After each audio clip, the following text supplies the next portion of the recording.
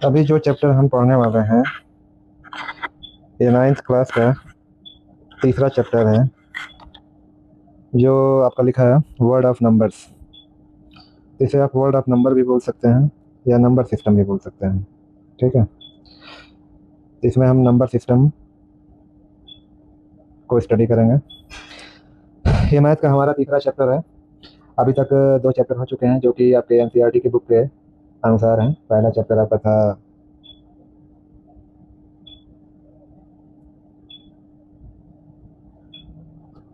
Polynomial, शायद यही था, और दूसरा चैप्टर आपका है कोऑर्डिनेट। ठीक है, कोऑर्डिनेट शायद पहला चैप्टर है और पॉलिनोमियल दूसरा चैप्टर है। ये तीसरा चैप्टर आपका हो गया नंबर सिस्टम। तो नंबर सिस्टम का जो इतिहास है, अपना हिस्ट्री है, वो बहुत पुराना है, क्योंकि नंबर ऐसी एक बेसिक नीड है कि जब से इंसान, जो हमारी ये ह्यूमन सिविलाइजेशन है, इसने अपनी सर्वाइवल के बाद जैसे ही इसने सरप्लस प्रोडक्शन स्टार्ट किया, तो हिसाब किताब के लिए, लेखा जोखा के लिए नंबर को अलग अलग तरीके से ये लोग प्रैक्टिस में लाते थे। जैसे इस बुक में एक एग्जांपल दिया है, बहुत सटीक एग्जांपल है, कि जैसे मान लो कोई चरवाहा है पहले, या उसके पास धान की बोरियां हैं। ठीक है, अब वो लोग ये नहीं जानते थे कितनी धान की बोरियां हैं। तो एक्चुअल में क्या है कि अगर उनके पास, सपोज करो, उनको ये नहीं मालूम कि 100 है, तो उतने उतने के ही बराबर वो रॉक्स के टुकड़े छोटे छोटे रखते थे। फिर जितना उसमें से बार्टर सिस्टम में वो सेल करते थे, उतने रॉक्स उसमें से हटा देते थे, तो उनको पता रहता था कि अभी इतने हमारे पास हैं। वैसे ही जो चरवाहे होते थे, वो अपनी गायों को छोड़ते थे या भैंसों को, जो भी जानवर होते थे, बाहर छोड़ते थे जाके चरने के लिए, घास चुगने के लिए। और जब वो बाहर जाती थी तो वो उतने ही रॉक्स जो है अपनी टोकरी में डाल देते थे, और वापस आने के बाद एक एक जो है, एक एक गाय आई तो एक एक रॉक निकाल दिया, दो गाय आई तो दो रॉक निकाल दिया, और फिर बाद में अगर लास्ट में 0 रॉक्स बच गया तो उनको पता चल जाता था कि हमारी जो कैटल्स हैं वो पूरी आ गई हैं। तो ये सारे तरीके होते थे। तो वो लोग डेज वगैरह कैसे काउंट करते थे, तो डेज वगैरह के लिए वो एक डे क्रॉस होकर एक लाइन क्रॉस कर देते थे। ठीक, तो ये सारे तरीके थे। हमें जो पढ़ना है नंबर सिस्टम, ठीक है, तो उसमें इस नंबर सिस्टम की फैमिली में हाँ देखो, जीरो, उसमें नंबर सिस्टम में सबसे इम्पोर्टेंट है जीरो। जब आगे आके धीरे धीरे जो है बाकी के नंबर्स की डिस्कवरी हुई, तो उसमें जीरो का बड़ा इंपॉर्टेंट रोल है। क्यों? क्योंकि अभी आप जब नंबर सिस्टम पढ़ोगे, तो जीरो का इंपॉर्टेंट रोल इसलिए है कि जीरो एक रेफरेंस पॉइंट देता है, कि वो एक ऐसा पॉइंट होता है कि जिससे आप अप साइड जाओ या लोअर साइड, या उसको बोल सकते हैं राइट साइड जाओ या लेफ्ट साइड जाओ। ठीक है, तो एक पॉजिटिव डायरेक्शन, एक नेगेटिव डायरेक्शन। तो नंबर सिस्टम हो या कोऑर्डिनेट हो, कोऑर्डिनेट ज्योमेट्री हो, या आपका पॉलिनोमियल हो, कुछ भी हो, जीरो का उसमें बड़ा ही इंपॉर्टेंट रोल है। क्योंकि जीरो एक खैर, इसका जो ब्रह्मगुप्त या हमारे जो पहले, अभी आप देखोगे, जो हमारा यूरोपियन यूरोपियन सिविलाइजेशन है, यूरोपियन मैथमेटिशियन का जो ग्रुप है, उन लोगों ने लेबनिज को बोला है कि जो है सिस्टमेटिकली जीरो को डिस्कवर उसने किया। जब ऐसा नहीं है, जीरो का जो है आप लोगों को पता होना चाहिए, जीरो की चर्चा हमारे यहाँ बहुत पहले से होती है रही। नागार्जुन जी थे, उन्होंने शून्यवाद का थ्योरी दिया था। तो शून्यवाद की जो थ्योरी थी, कहने का मतलब ये था कि जीरो जो होता है, शून्य, हमारे यहाँ शून्य का कंडीशन ये होता है कि सब कुछ नील हो जाए। तो उन लोगों ने इसे स्पिरिचुअलिटी या आपका जो है अध्यात्म होता है, अध्यात्म के पॉइंट ऑफ व्यू से बोला था कि हमारा जो दिमाग है उसमें शून्यता आ जाए। शून्यता मतलब ना किसी चीज़ की चाहत रहे और ना ही किसी चीज़ का हमारे अंदर अ, अफसोस हो कि ये चीज़ हम लोगों ने गेन नहीं किया। तो ये कॉन्सेप्ट पहले से था, लेकिन ब्रह्मगुप्त थे, उन्होंने पहली बार जो है इसको, मतलब सिस्टमेटिकली इसको शून्य के तौर पे मैथमेटिक्स में उसका उन्होंने यूज किया। पहले तो ये थियोरेटिकली जो है स्पिरिचुअलिटी में ही इसका मेन फोकस था। बाद में इसे मैथमेटिक्स में या नंबरिंग, नंबर सिस्टम में, या गणना, जिसे हिंदी में बोलते हैं गणना करना, ठीक है, उस उसमें इसका इस्तेमाल जो है स्टार्ट हुआ। ये आपका जो लेबनिज था, उससे 400-300 साल पहले की बात है। तो इस पे हमें प्राउड होना चाहिए कि मैथमेटिक्स जो है, बेसिकली जो उसका सबसे इम्पोर्टेंट पार्ट है, जीरो, वो इंडिया में ही डिस्कवर हुआ है। तो इसलिए मैथमेटिक्स को लेकर डरना नहीं है, क्योंकि मैथमेटिक्स हमारे जीन्स में है। और मैथमेटिक्स जो है हमारे लिए समझना उतना मुश्किल नहीं है, तो इसको एक पॉजिटिव सिग्नल के तौर पे आप लोग ले सकते हैं। ठीक है, तो इसको बताता हूँ मैं।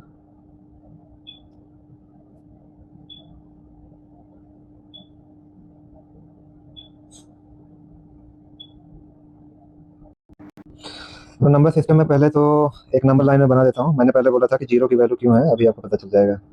तो ये हमारा जीरो हो गया, ऐसा पॉइंट जहाँ पे आप अपने आप को बोल सकते हैं कि हाँ, कोई वैल्यू नहीं है। ये आपका ओरिजिन बोल सकते हैं, या रेफरेंस पॉइंट बोल सकते हैं। ठीक है, जैसे ही इस साइड में आप जाओगे, ये कोऑर्डिनेट ज्योमेट्री में भी इसके बारे में बताया है, इसे बोलते हैं left side, right side. Right side में जाओगे तो आप इतना याद रखना कि ये पॉजिटिव डायरेक्शन होता है। ठीक है।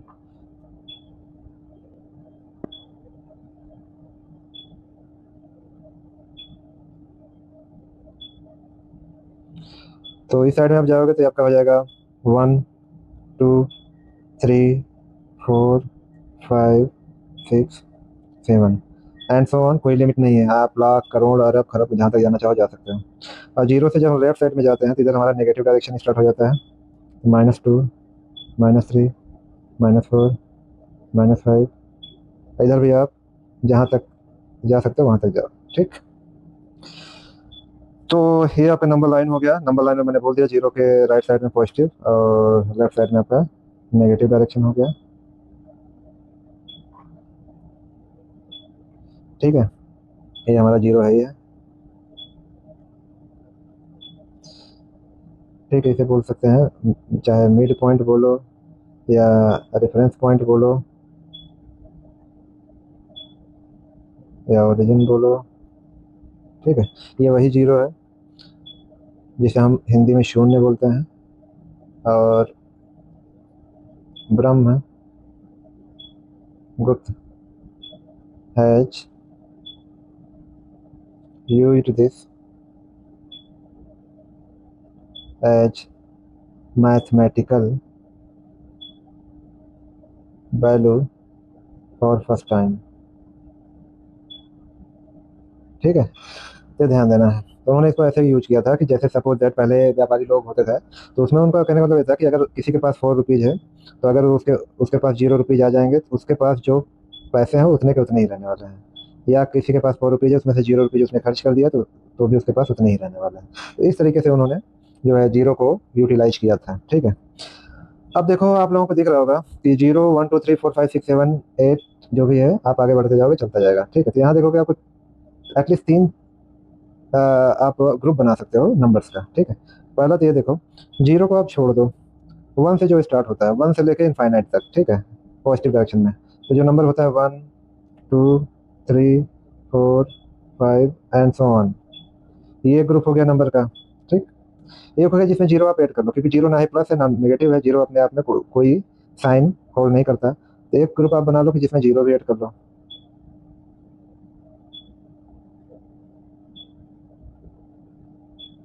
So on.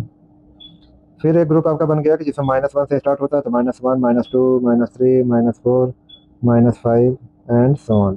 ठीक है, और एक आपका ग्रुप हो गया कि यहाँ -5, मतलब इसके आगे कुछ भी ले लो, -5 -4 -3 -2 -1 0 1 2 3 4 एंड सो ऑन। तो ये आपके कितने ग्रुप हो गए? 4 ग्रुप हो गए।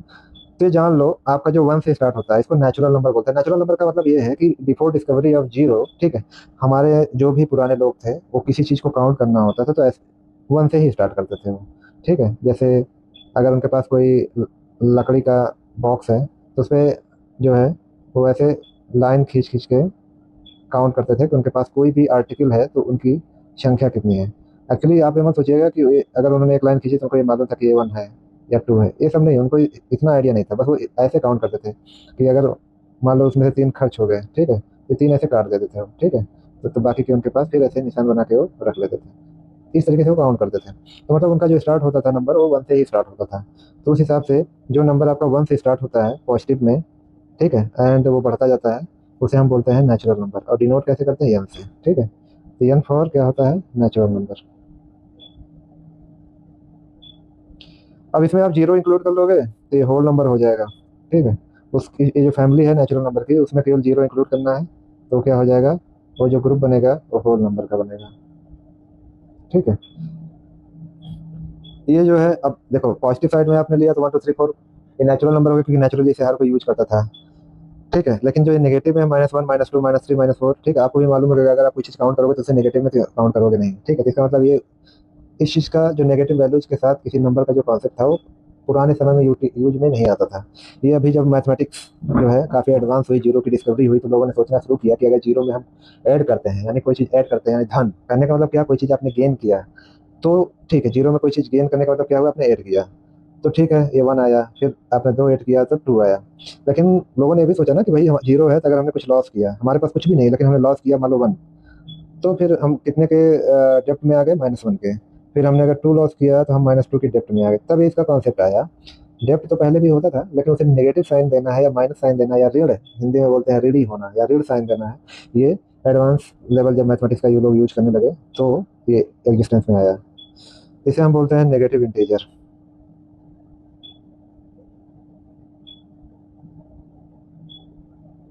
ठीक है।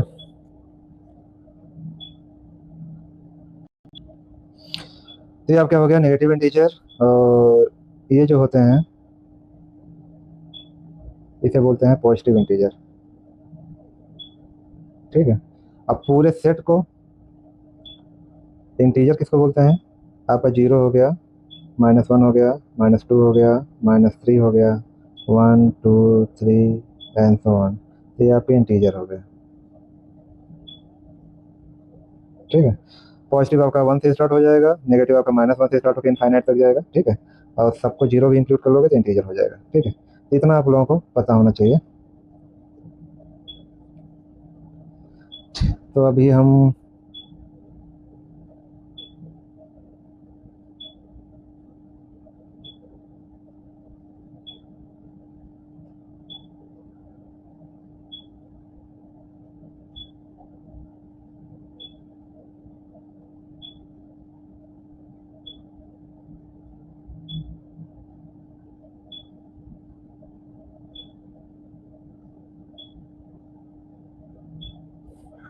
ठीक है, क्या हो गया।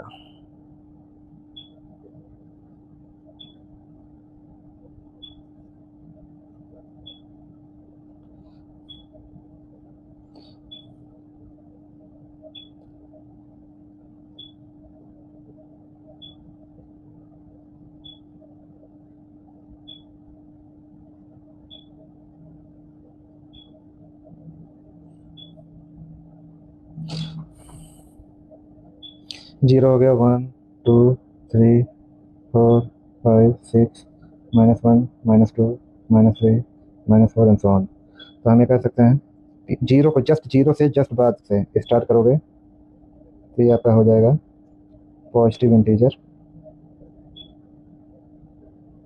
जीरो तो आपका शून्य है ही है। ठीक। इधर आप जाओगे तो नेगेटिव इंटीजर। ठीक है। 1 2 3 आपका जो 1 2 3 4 5 6 7 एंड सो ऑन, ये आपका हो गया नेचुरल नंबर। और होल नंबर हो गया आपका माइनस डॉट डॉट डॉट 3 -2 -1 0 1 2 3 4 5, ये आपका हो गया इंटीजर। और होल नंबर आपका होगा 0 1 2 3 4 5 सो ऑन। ठीक है। ये आपको पता होना चाहिए। अब इसके आगे दो नंबर है जो आप लोगों ने पढ़ा होगा या जिक्र उसका देखा होगा, rational number and irrational number. ठीक है। और एक है आपका रियल नंबर। तो एक मोटा मोटा मैं आपको बता देता हूँ। ठीक है। ये जो आपका नंबर लाइन है, ठीक है, नंबर लाइन पे 0 और 1 के बीच भी बहुत सारे नंबर बन सकते हैं। हर एक वो पॉइंट किसी ना किसी नंबर को रिप्रेजेंट करता है। ठीक है। तो जो ये जो नंबर है जिन्हें हम ऐसे रिप्रेजेंट कर सकते हैं नंबर लाइन पे, ठीक है, इसमें से कुछ रैशनल होंगे और कुछ इरेशनल होंगे। तो कहने का मतलब क्या हुआ कि ऐसे समझना है कि जैसे आपके हो गया -5 -4 -3 -2 1 0 1 2 3 4 एंड सो ऑन इधर सो ऑन। इनके बीच में भी तो नंबर होंगे, जैसे वो आपका 0 और 1 के बीच आपको ऐसे ही नॉर्मली मालूम होगा 0 और 1 के बीच 0.20 है, 0.25 है, 0.50 है, 0.75 है, 0.99 है। ये सब 0 और 1 के बीच है ना। तो ध्यान ये देना है, मोटा मोटा एक आपको बता रहा हूँ मैं, कि जिसको आप पॉइंट में या कैसे भी आपको, जैसे कुछ नंबर ऐसे होंगे, ठीक है, इसी में से अब देखो यहाँ पे भी बहुत सारे नंबर बीच में आएंगे, यहाँ भी बीच में बहुत सारे नंबर आ जाएंगे जिनकी कोई लिमिट ही नहीं है। ठीक है। अभी एक सिंपल सा इसका एक आइडिया देता हूँ कि 0 और 1 है। ठीक है। अब 1 0 1 के बीच आपको स्टार्ट करना है तो कर दो 0.0000000 पॉइंट, मतलब 0.001 कर दो, आ गया 0 और 1 के बीच। अब यहाँ केवल तुम जो है 0.0000000.2 कर दो, 0.00003 कर दो। तो अब ये जीरो आप यहाँ बढ़ा भी सकते हो, मान लो यहाँ ये 5 टाइम जीरो है फिर 1 आया, 5 टाइम जीरो है 2 आया, 5 टाइम जीरो है 3 आया। अभी ये आप यहाँ पे 10 टाइम जीरो कर दो, 1 कर दो, तो कहने का मतलब क्या है, किन्हीं दो नेचुरल नंबर के बीच, ठीक है, या किन्हीं दो होल नंबर के बीच, किन्हीं दो इंटीजर्स के बीच, ठीक है। देखो ये सारे के सारे इंटीजर ही हैं, ये मैं इधर बाउंड्री बना दी, एक्चुअली इसका कोई बाउंड्री नहीं है क्योंकि ये इनफाइनाइट तक जाता है। तो किन्हीं दो इंटीजर के बीच, इनके बीच, इनके बीच, इनके बीच, इनके बीच, इनके बीच, इनके बीच, इनके बीच, ये सब कहीं भी आप ले लो, जो हमने अभी होल नंबर के फॉर्म में ले रखा है, जो कि फ्रैक्शनल फॉर्म में नहीं है। फ्रैक्शनल का मतलब क्या है, ये सब 4 है, तो 4 अपने आप में कंप्लीट नंबर है। ये ऐसा नहीं है कि आपने इसको 1/2 लिखा हो, ठीक है, या 3/4, ये फ्रैक्शनल पार्ट हो गया, ठीक है। तो ये चीज़ समझना है, जो आपके होल नंबर है, जिसके नीचे आप समझोगे डिनोमिनेटर के तौर पे, तो 1 ही हो सकता है, ठीक है। तो उससे कोई फर्क तो पड़ता नहीं, जैसे 2 है तो 2 को ऐसे भी लिख सकते हो, 2/1, तो 2 ही आएगा। तो ऐसे नंबर्स के बीच में इनफाइनाइटली बहुत सारे नंबर आएंगे, ठीक है, जो कि रैशनल भी होंगे और इरेशनल भी होंगे। तो कहने का मतलब ये जान लो कि एक नंबर लाइन पे आप जितने भी नंबर रिप्रेजेंट करोगे, ठीक है, फिर इनके बीच में जो नंबर रिप्रेजेंट करोगे, ठीक है, तो ये आपके रैशनल भी हो सकते हैं और इरेशनल भी हो सकते हैं, ठीक। ये ध्यान देना है, उसके बाद मैं बताता हूँ क्या करना है,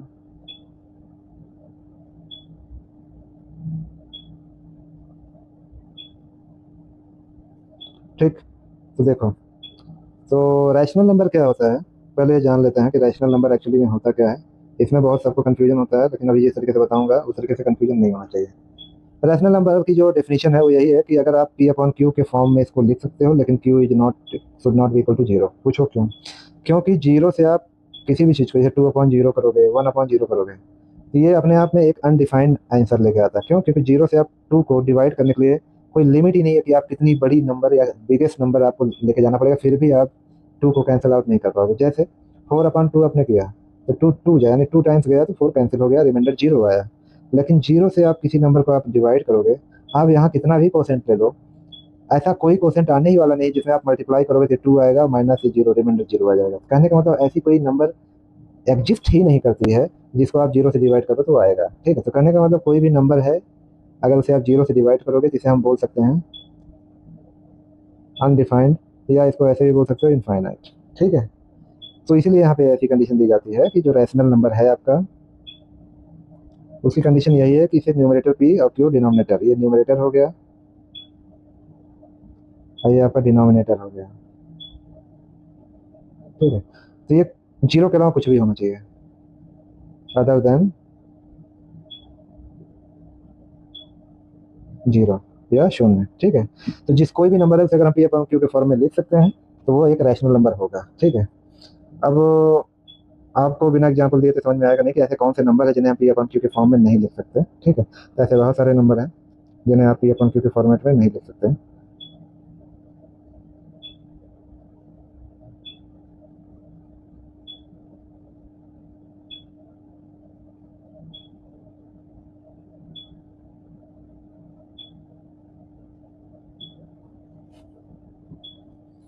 ठीक है।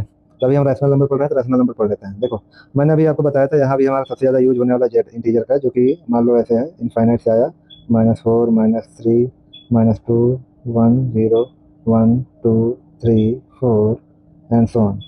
इसका ज़्यादा यूज होने वाला है, ठीक है। तो नंबर लाइन पे आपको दिखाया भी था मैंने, ठीक है। तो ये आपका 0 हो गया, ये 1 हो गया, 2 हो गया, 3 हो गया, 4 हो गया, ये हो गया -1, -2, -3, -4, -5। तो मैंने आपको बोला था कि हर एक नंबर के बीच में बहुत सारे नंबर आ सकते हैं, ठीक है। तो एग्जांपल ले लो आप 0 और 1 का, ठीक। तो 0 और 1 के बीच में अभी आप 0 को लिखना चाहो तो ये आपका 0 हो गया, ठीक है, ये 1 हो गया। तो 1 को हम 1/1 कर सकते हैं, ठीक है, लिख सकते हो, नहीं लिख सकते, 1 आएगा। तो 1 अपने आप में क्या हो गया, रैशनल नंबर है, बिकॉज हम इसे P/Q के फॉर्म में लिख सकते हैं, ठीक है। ऐसे ही आपका बीच में आपका आ गया बीच में आ गया 0.5, ठीक है। तो 0.50 अगर हुआ, तो 0.50 को आप लोगों को बताया गया था लिखने के लिए कि 0.5 इज इक्वल टू लिख सकते हो 5, और डेसिमल के बाद कितना नंबर है, एक, तो A1 लिख के उसमें जीरो कर दो, ठीक है। तो ये आपका 1/2, ये भी P/Q के फॉर्म में हो गया। तो ये आपका क्या है, ये भी रैशनल नंबर है, ठीक। अब यहाँ पे देखोगे ये 0.75 आ गया, यहाँ पे 0.25 आ गया। तो 0.25 को अगर लिखोगे 225 अपॉन डेसिमल के बाद 2 प्लेस है तो 1 के आगे डबल जीरो, तो होगा 1/4, तो 1/4 ये भी आपका रैशनल नंबर है। ठीक, इसको अगर कन्वर्ट करोगे फ्रैक्शन फॉर्म में तो हो जाएगा 75/100, ये हो जाएगा 25 3 या 75 एंड ये हो जाएगा 4, तो ये आपका 3/4, ये भी रैशनल नंबर हो गया। ठीक, देखो इसको बताने का जो मेन मोटो यही है कि जो आपका नंबर सिस्टम पे आप इंटीजर का पार्ट देखते हो ना, इंटीजर में जैसे आपका कोई होल नंबर हो गया, मतलब 12 हो गया, तो 12 को आप 12/1 भी लिख सकते हो, P/Q के फॉर्म में हो गया, या फिर इसको 24/2 कर सकते हो, ये भी P/Q के फॉर्म में हो गया, या इसे आप कर सकते हो 144/12, ये भी P/Q के फॉर्म में हो गया। तो कहने का मतलब क्या होगा कि रैशनल नंबर जो होता है वो जो सारे इंटीजर हैं वो सारे के सारे रैशनल नंबर तो हैं ही हैं। ठीक,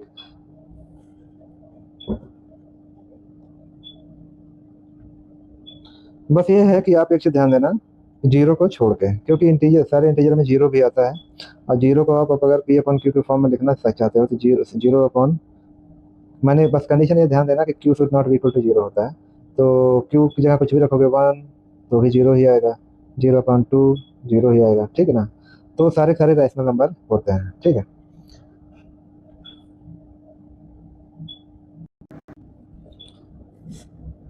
तो नंबर लाइन पे जितने आपके होल नंबर हैं, ठीक है, ये सारे के सारे जितने नंबर ये आएंगे, ठीक है, ये तो आपके रैशनल नंबर होंगे ही। ठीक है, फिर उनके बीच में जो नंबर होंगे वो भी रैशनल नंबर होंगे, बशर्ते कंडीशन यही है कि P/Q के फॉर्म में लिखे जा सकते हो और Q कभी भी जीरो के इक्वल नहीं होना चाहिए।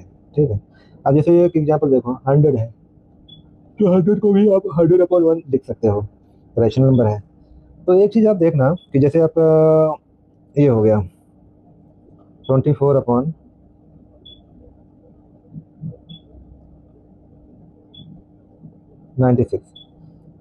तो ये P/Q के फॉर्म में दिख तो रहा है, लेकिन इसे और सिंप्लीफाई करिए तो कितना हो जाएगा आपका, आप छोटे से डिवाइड करोगे, 212 जा हो जाएगा, और 248 जा हो जाएगा, फिर 26 जा, 224 जा, फिर 23 जा, 212 जा, फिर 31 जा, 4 जा, 1/4। एक्चुअल में जो फ्रैक्शन है ये 1/4 है। ठीक, कहने का मतलब क्या है कि रैशनल नंबर की एक कंडीशन और भी है, तो P/Q के फॉर्म में होने चाहिए। ठीक है, Q should not be equal to zero होना चाहिए। ठीक है, और there should be no prime factor common between P and Q other than 1। ठीक ना, तो कहने का मतलब क्या है कि आप उसे एकदम सिंपलेस्ट फॉर्म में ले जाओ। ठीक है, जब जान जाओ कि P/Q के बीच में और कोई डिवीजन नहीं हो सकता, तो अपना वो रैशनल नंबर का जो प्योरेस्ट फॉर्म होता है वही आता है। ठीक है, क्योंकि वही एक यूनिक रैशनल नंबर होता है। अब जैसे देखो, आपका हो गया 400/100, एक्चुअल में ये है क्या, 4 ही है।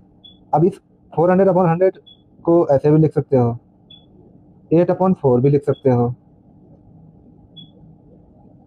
एंड बहुत कुछ लिख सकते हो, 4000/1000 लिख सकते हो।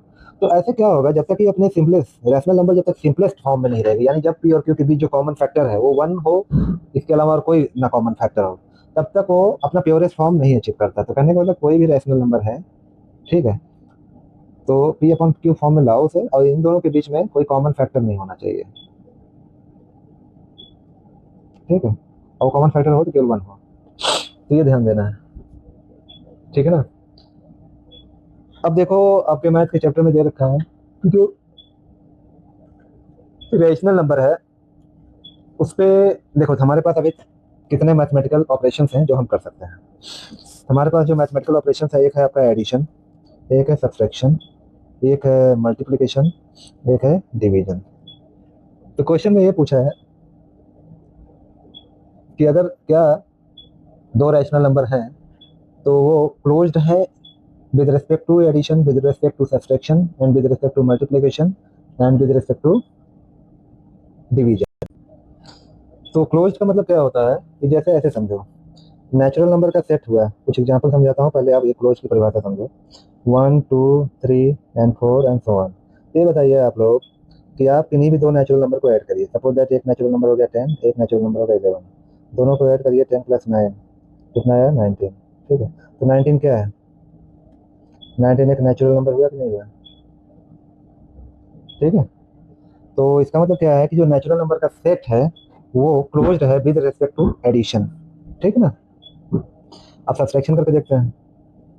सपोज दैट 3 है, 3 - 4 करिए तो क्या आ गया? ये -1 आया। अब आपको ये सोचने वाली बात है कि इसको ऐसे समझो कि सपोज आपके पास पहले से 3 रुपए थे, ठीक, और आपने किसी से 4 रुपए कर्ज ले लिया, लोन ले लिया, ठीक, तो उसे नेगेटिव में बोलेंगे। तो आपकी फाइनल जो नेटवर्थ है कितनी है बताओ? सीधी सी बात है कि 3 रुपीज आपकी वापस करोगे इसके पास, इसमें जो -3 रहेगा यानी 3, और उसका इसका जो 3 रुपए का जो आपका लोन है कैंसिल आउट होकर 0 हो जाएगा, तो बचेगा क्या? -1। कहने का मतलब क्या है कि आपके पास ऊपर अभी भी -1 का लोन रहेगा।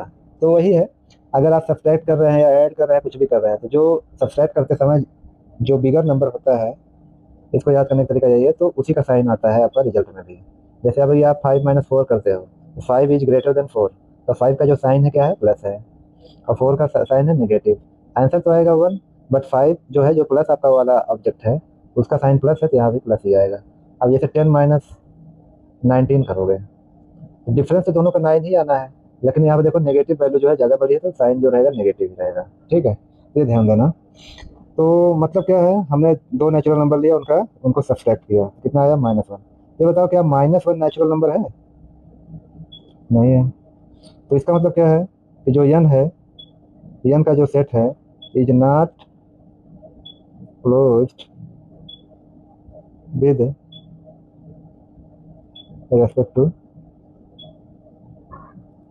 अब आप बोल सकते हो सर अगर 5 - 4 कर रहे हैं तो 1 आ रहा है, तो 1 तो नेचुरल नंबर है। हाँ है, लेकिन क्लोज्ड की जो परिभाषा होती है, तो उसमें यह है कि आप कैसे भी कोई भी नंबर लो, कैसे भी माइनस करो, तो हर हाल में, हर कंडीशन में उसको फॉलो करना चाहिए। समझ रहे हो आप लोग? कहने का मतलब जैसे अभी आपका 1 हो गया, 1 - 2 लोगे तो -1 ही आने वाला ना, तो -1 is not a natural number. इसका मतलब -1 does not belongs to natural number.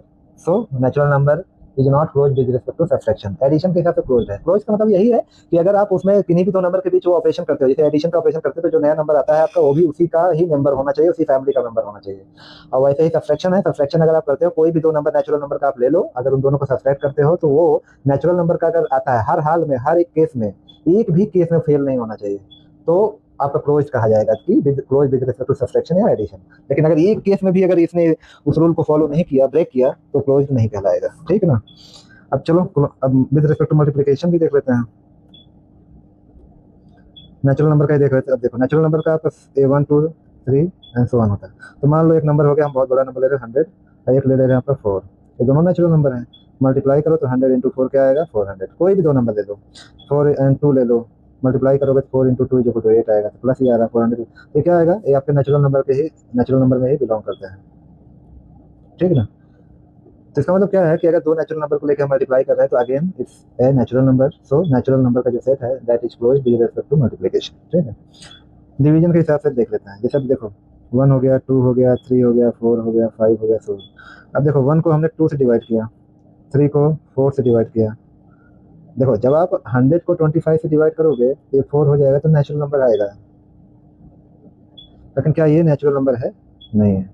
ये क्या है? ये रैशनल नंबर है। ठीक है, इसका मतलब क्या है कि जब हम मल्टीप्लिकेशन नेचुरल नंबर के नंबर, जो मेंबर्स हैं, उनके बीच डिवीजन करते हैं, तो सारे के सारे वो अगेन नेचुरल नंबर नहीं आते हैं। इसका मतलब क्या है? अब देखो, ये नेचुरल नंबर का साइन हो गया, मैंने बोल दिया, और यहाँ लिख दिया क्लोज्ड। ठीक है, ये हो गया विद रेस्पेक्ट टू, रिजल्ट लिख दे रहा हूँ। ये केवल विद रेस्पेक्ट टू एडिशन है, विद रेस्पेक्ट टू मल्टीप्लिकेशन है, लेकिन ये क्लोज्ड नहीं है इसके रेस्पेक्ट में सब्सट्रैक्शन एंड डिवीजन। ठीक है, ये ध्यान देना है। ऐसे ही आप होल नंबर के सेट पे भी अप्लाई करके देख लेना, और इंटीजर के सेट पे भी अप्लाई करके देख लेना। ठीक है, होल नंबर के मेंबर्स में क्या हो गया? 0 1 2 3 4 5 एंड सो ऑन। इंटीजर में क्या हो गया आपका? Dot dot dot -4 -3 -2 -1 0 1 2 3 so on. तो देखो, मैं होल नंबर में भी दिखा दे रहा हूँ विद रिस्पेक्ट टू एडिशन। किन्हीं भी दो नंबर होल नंबर को ऐड करोगे तो देखो साफ देख के लग रहा है, 0 1 को ऐड करोगे तो 1 आएगा, तो ये भी होल नंबर का ही नंबर है। 1 एंड 2 को ऐड करोगे तो 3 आएगा, 3 एंड 2 को ऐड करोगे तो 5 आएगा। अगेन क्या है, होल नंबर है। इसका मतलब closed with respect to addition, ठीक। सब्ट्रैक्शन के केस में ये भी नहीं होगा, ठीक है। लेकिन जब with respect to addition subtraction करोगे तो नहीं होगा। एक एग्जांपल मैं देख रहा हूँ जिससे ये रूल ब्रेक ब्रेक हो जाता है। देखो 0 - 1 करो तो -1 आ रहा है, और -1 किससे बिलोंग करता है, ये इंटीजर में आता है, ठीक है। जबकि आना किसमें चाहिए, does not belong to natural number, whole number. Whole number में नेगेटिव नंबर नहीं आते। इसका मतलब यहाँ लिख सकते हो not closed with respect to subtraction, ठीक है।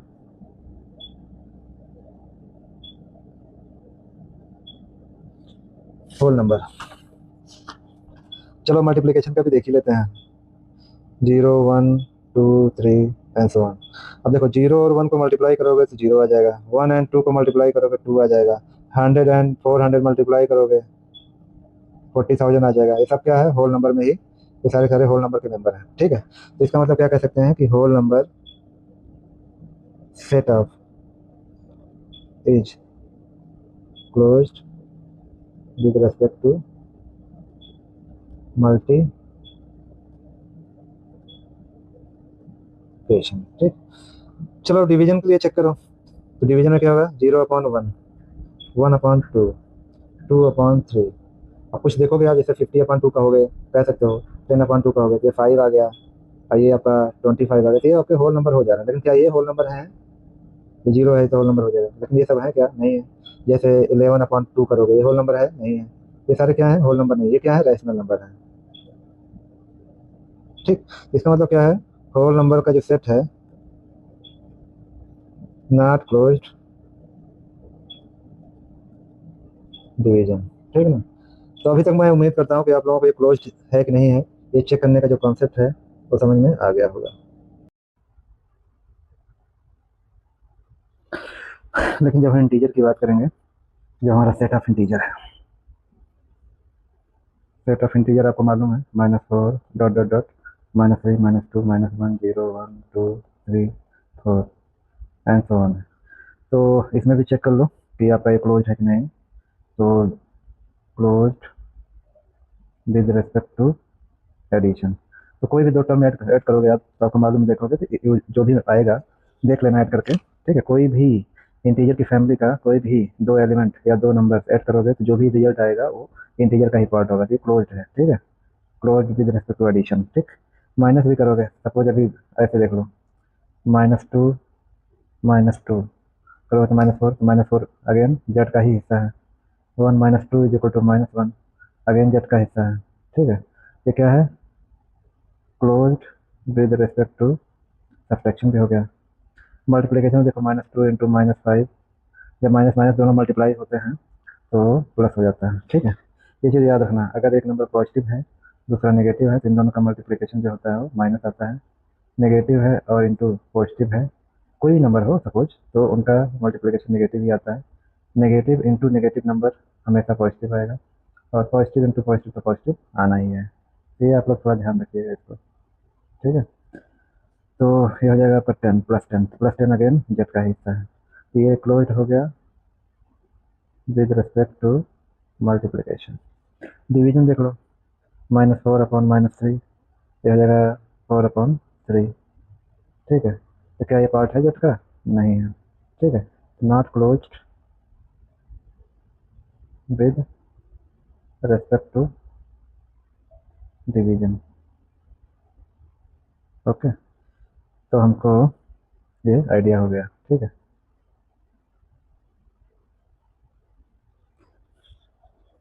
अब हमने सबका पढ़ लिया, नेचुरल नंबर जो है वो क्लोज्ड है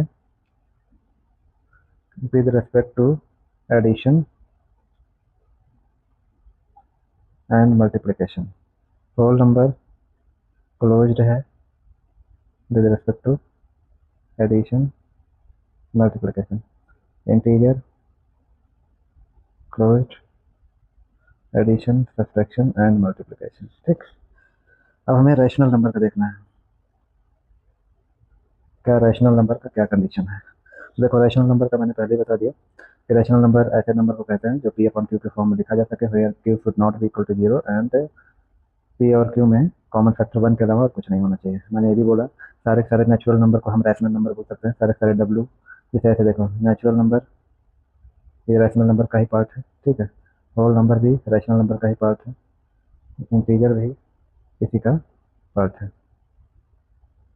ठीक है ना।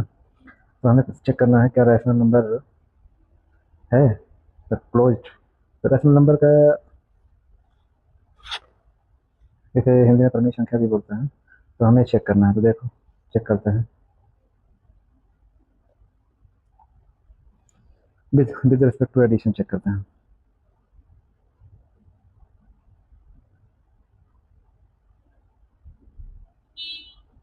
ठीक है, तो ठीक है, ऐसे ही कोई नंबर ले लो। कॉन्सेप्चुअली अगर देखोगे तो पी अपॉन क्यू के फॉर्म में लिखा जा सकता है, ठीक है। और Q equal not equal to zero. तो मान लो एक नंबर हो गया ए अपॉन बी, एक नंबर हो गया सी अपॉन डी। तो इसको इसका एलसीएम हो जाएगा बी डी, ये हो जाएगा A D plus B C. ये भी अगेन पी अपॉन क्यू के फॉर्म में आया, ठीक। कब when B D is not equal to zero, ठीक है। तो ये भी एक रैशनल नंबर ही हुआ। एग्जाम्पल भी देख लो, जैसे वन अपॉन टू हो गया और फोर अपॉन फाइव हो गया। अब इन दोनों को ऐड कर दो, one upon two plus four upon five, ये हो जाएगा टेन, हो जाएगा five plus eight, thirteen upon ten, जो कि अगेन एक रैशनल नंबर है, ठीक है। अब with respect to subtraction check करना है। तो मान लो तुम्हारे दो ए अपॉन बी, ये तो पहले भी दे चुके हैं तो कंफ्यूज हो जाओगे आप लोग। चलो मान लो एक नंबर है आपका, रैशनल नंबर है ये एक्स अपॉन वाई, और दूसरा है आर अपॉन एस। ये दो रैशनल नंबर हैं, ठीक है। ये पहला है, ठीक। हमको चेक करना है कि सब्ट्रैक्शन से दोनों फॉलो रूल फॉलो करते हैं कि नहीं, आफ्टर सब्ट्रैक्शन हमें रैशनल नंबर मिलता है कि नहीं। तो ठीक है, x upon y minus r upon s. तो ये हो जाएगा आपका वाई एस, हो जाएगा x s minus r y, ठीक। तो आपको देखो मालूम है कि यहाँ पे एक्स कोई न कोई एक इंटीजर होगा, नंबर लाइन पे इंटीजर आपको मालूम है कि जो होल नंबर है वो सारे इंटीजर ही है, ये सारे सारे इंटीजर हैं। जो भी एक्स अपॉन वाई जो न्यूमरेटर और डिनोमिनेटर में है कोई न कोई इंटीजर ही होगा। आर और एस भी एक इंटीजर ही हुआ है। तो हम लोगों ने पहले ही पढ़ लिया था कि जो इंटीजर होता है विद रिस्पेक्ट टू मल्टीप्लिकेशन वो इंटीजर ही आता है, ठीक है। तो ये बताओ कि एक्स एक इंटीजर है, समझना, वाई भी इंटीजर है, r is also integer and s is also integer. तो मैंने बोला था इंटीजर की जो फैमिली है वो क्लोज है विद रिस्पेक्ट टू मल्टीप्लिकेशन, ठीक है। तो अगर इंटीजर जो है integer is close with respect to multiplication, तो आपको मालूम है एक्स इंटू एस ये भी इंटीजर होगा, आर इंटू वाई इंटीजर होगा, y into s is also integer, ठीक। अब यहाँ एक कंडीशन है कि y into s should not be equal to zero होना चाहिए। तो x s minus r y, तो दो इंटीजर का डिफरेंस एक इंटीजर ही होता है, और वाई एस। अब यहाँ पे देखोगे तो जो x s minus r y है ये अगेन एक इंटीजर ही होगा, और वाई एस भी इंटीजर है, ठीक है। तो हो गया, ये आपका पी अपॉन क्यू के फॉर्म में आ गया, जो कि दोनों इंटीजर ही है। तो क्या हो गया, इसका मतलब हम कह सकते हैं कि दो रैशनल नंबर जब हमने उसका डिफरेंस निकाला तो अगेन वो एक रैशनल नंबर ही आया। So set of rational number is closed with respect to subtraction. ऐसे भी एग्जाम्पल लेके देख लो, फोर अपॉन फाइव माइनस, यहाँ माइनस वन अपॉन टू ले लो, क्योंकि हमें रैशनल पॉजिटिव नेगेटिव सब होता है। तो फोर अपॉन फाइव ये हो जाएगा one upon two, is equal to five two ten हो जाएगा ये, और टू इंटू फोर एट हो जाएगा, ये फाइव हो जाएगा। तो थर्टीन अपॉन टेन अगेन क्या है रैशनल नंबर।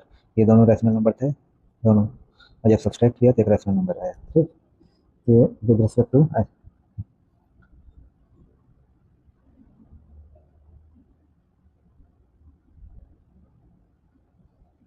तो अब हमें चेक करना है कि रैशनल नंबर क्लोज्ड है विद रिस्पेक्ट टू मल्टीप्लिकेशन।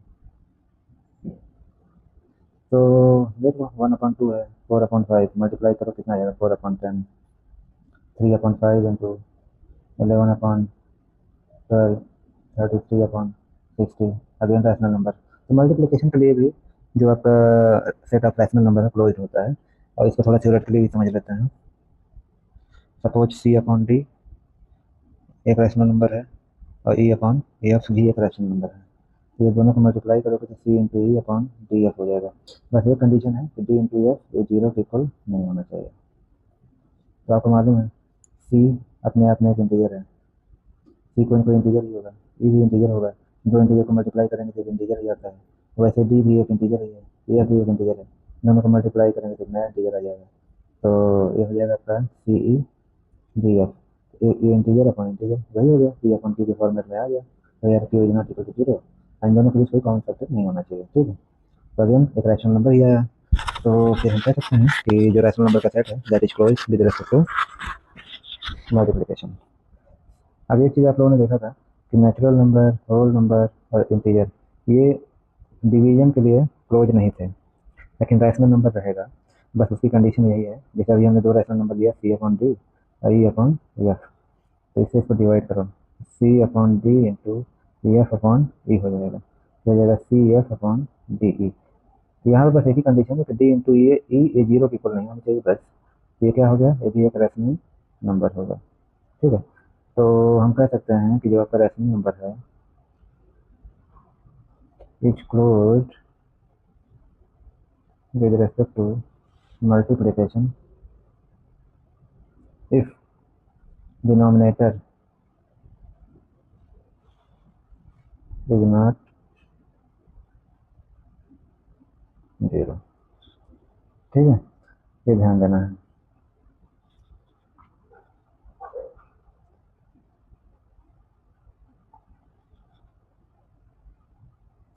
अब हम लोगों ने पढ़ लिया कि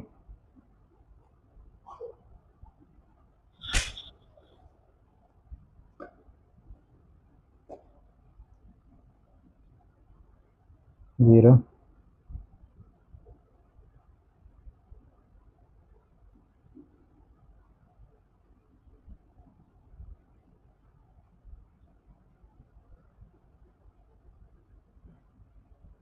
ठीक है, ये आपका नंबर लाइन पे जितने नंबर हैं इधर इधर, ये आपका जेड हो गया, 1 से आगे जो हो गया ये आपका नेचुरल नंबर हो गया,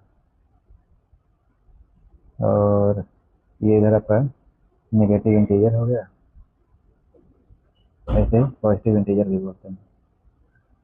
ठीक, और यहाँ से अगर लोगे तो ये रोल नंबर हो गया। ठीक, और रैशनल नंबर क्या हो गया कि सारे नंबर तो उसमें रहेंगे ही, रैशनल नंबर में इनके बीच में जो नंबर रहेंगे जिन्हें फ्रैक्शनल फॉर्म में लिख सकते हैं तो भी आ जाएंगे। ठीक है, ये सारे उसे रैशनल नंबर बोलते हैं। अब इसके बाद आता है आपका इरेशनल नंबर। इरेशनल नंबर का क्या है, जिसे हम फ्रैक्शनल फॉर्म में ना लिख पाएँ, कभी भी ना लिख पाएँ। जैसे पाई हो गया, √2 हो गया, √3 हो गया। ठीक, ये सब P/Q के फॉर्म में हम नहीं लिख सकते कभी भी, इसलिए इरेशनल नंबर है।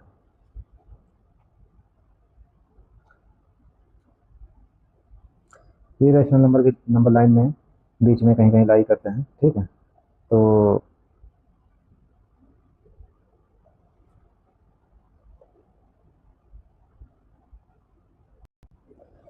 इन्हें इरेशनल नंबर इसलिए कहा जाता है, जैसे पाई है, पाई की वैल्यू इक्विवेलेंट मानी जाती है 3.14159 और इसका कोई लिमिट नहीं है। तो वैसे ही √2 की वैल्यू इक्विवेलेंट मानी जाती है 4142113 एंड सो ऑन। अच्छा, एक बात है बताना था, रैशनल नंबर में और इरेशनल में जो बेसिक डिफरेंस यही है कि जैसे अभी देखो रैशनल नंबर क्या होता है कि मान लो 0.532 है, तो आप इसको लिख सकते हो 532/1, जितने डेसिमल के बाद जितने प्लेसेस है उतने ही जीरो हो जाएंगे। तो कहने मतलब ये P/Q के फॉर्म में आ जाएगा। इसे सिंप्लीफाई करेंगे तो ये P/Q फॉर्म ले लेता है, तो ये रैशनल नंबर हो गया। ठीक है, एक चीज़ ध्यान देना है, डेसिमल के बाद जो हमारे कोसेंट के नंबर्स आते हैं, जैसे यहाँ पे देखो डेसिमल के बाद 1, 4, 1, 5 सो ऑन, इसका कोई लिमिट नहीं है, ये कहीं टूटता नहीं है। वैसे ही अंडर रूट स्क्वायर रूट की जो वैल्यू है 1.414213, इसकी भी कोई लिमिट नहीं है, ये कंटिन्यूस चलता रहता है। आप लोगों को मालूम नहीं है, आप कभी भी स्क्वायर रूट निकालना तो देखोगे वो कभी ऐसा आएगा ही नहीं कि रिमाइंडर जीरो हो। ठीक है, तो रेशनल नंबर में भी ऐसा होता है कि डेसिमल के बाद बहुत लंबे लंबे फैक्टर या क्वोशेंट में नंबर्स आते हैं। लेकिन रैशनल नंबर और इरेशनल नंबर में बेसिकली यही डिफरेंस है कि इरेशनल नंबर में जो ये क्वोशेंट आता है आपका डेसिमल, वो टर्मिनेट ही नहीं करता, कहीं नहीं करेगा, आप डिवाइड करते जाओ, उसका कोई लिमिट नहीं है। लेकिन रैशनल नंबर में क्या होता है, दो कंडीशन आती है कि डेसिमल के बाद जो उसके क्वोशेंट आएंगे वो या तो रिपीट करने लगते हैं या डेसिमल के बाद वो टर्मिनेट हो जाते हैं। ठीक है, तो ध्यान देना।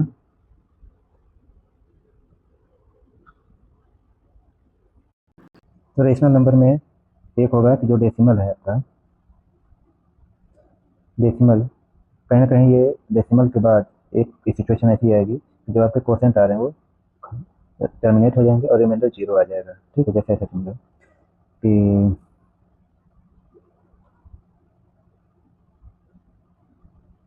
ठीक, डिवाइड करो, टू आया, डेसिमल ले जाओगे तो सिक्स टाइम जाएगा,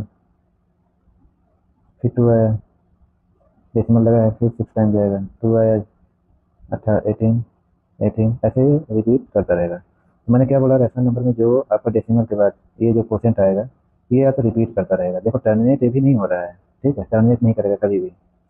ठीक है, लेकिन ये रिपीट कर रहा है। मैंने बोला था रैशनल नंबर में जो सिचुएशन आती है एक ही आएगी, ऐसे रिपीट करेगा। ठीक है, और एक होता है टर्मिनेट, जैसे 5 से डिवाइड करो तो ये 4, जीरो टाइम ले जाओ जीरो, ये 4 आ जाएगा, डेसिमल लगाया 40 हुआ, 8 टाइम ले गया 40, रिमाइंडर जीरो आ गया 0.8। अब ये डेसिमल के बाद एक प्लेस पे ही टर्मिनेट हो गया, टर्मिनेटिंग डेसिमल, है क्या है, रिपीटिंग। ठीक है, तो ये दो सिचुएशन होती है जो आपको रैशनल नंबर में मिलती है।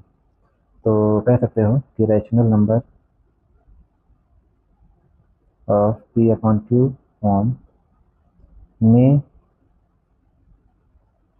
है नंबर टर्मिनेटिंग डेसिमल और रिपीटिंग। ठीक, अब टर्मिनेटिंग का एग्जांपल आप ये जान लो कि अगर आप न्यूमरेटर को, पहले का कंडीशन क्या होता है, when numerator is divided by denominator and quotient is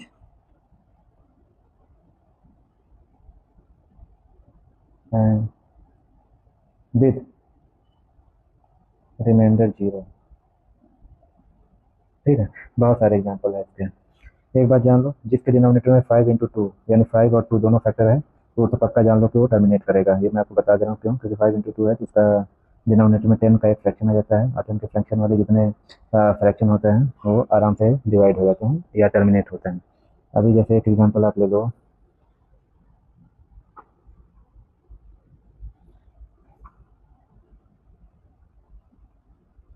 9/6, 1 time जाएगा तो ये आएगा 3, डेसिमल गया तो यहाँ जीरो आया, यहाँ 4 टाइम जाओगे तो 24 आ जाएगा, फिर 6, नहीं 5 टाइम जाएगा। ठीक है, तो हो जाएगा 30, कैंसिल हो गया। टर्मिनेट हुआ कि नहीं हुआ, हो गया टर्मिनेट। और क्या है, दो तीन प्लेसेस पे जाने वाली संख्या। अब इसे देख लो, 5/,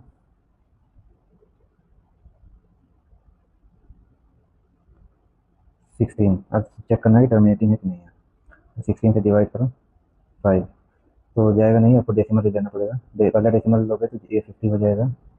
3 टाइम गया 48, रिमाइंडर आया 2, फिर 20 हुआ, फिर 1 टाइम गया 16 आया, रिमाइंडर 4, फिर 0 दिया, ये हो गया 2 टाइम, ये हो गया 32, रिमाइंडर आया 8, फिर 0 हुआ, फिर यहाँ 5 हुआ, अब की बार 80 आ गया और ये रिमाइंडर 0 आ गया। अब देखो कहने मतलब 5/16 कितना आया, 0.3125। क्या हो गया, ये टर्मिनेट हुआ, टर्मिनेटिंग डेसिमल हुआ, और रिमाइंडर क्या आया, 0 आया। ठीक है, तो ऐसे नंबर क्या होते हैं, रैशनल नंबर होते हैं। ठीक है ना। और दूसरा जो एग्जांपल है, मैंने एक चीज़ और बताई थी, वैसे कोई भी ले लो, जैसे 43/125 हो गया, इसको भी जब डिवाइड करोगे तो ये इतने पे ही आके टर्मिनेट हो जाएगा। ठीक है, 101 हो गया अपॉन 1000, ये 0.101 हो गया। ठीक है, ये आपका टर्मिनेट करता है। दूसरा मैंने एग्जांपल दिया था कि रिपीटिंग होना चाहिए, जो उसका डेसिमल क्वोशेंट होता है वो रिपीटिंग होता है। तो रिपीटिंग के एग्जांपल आप देख लो।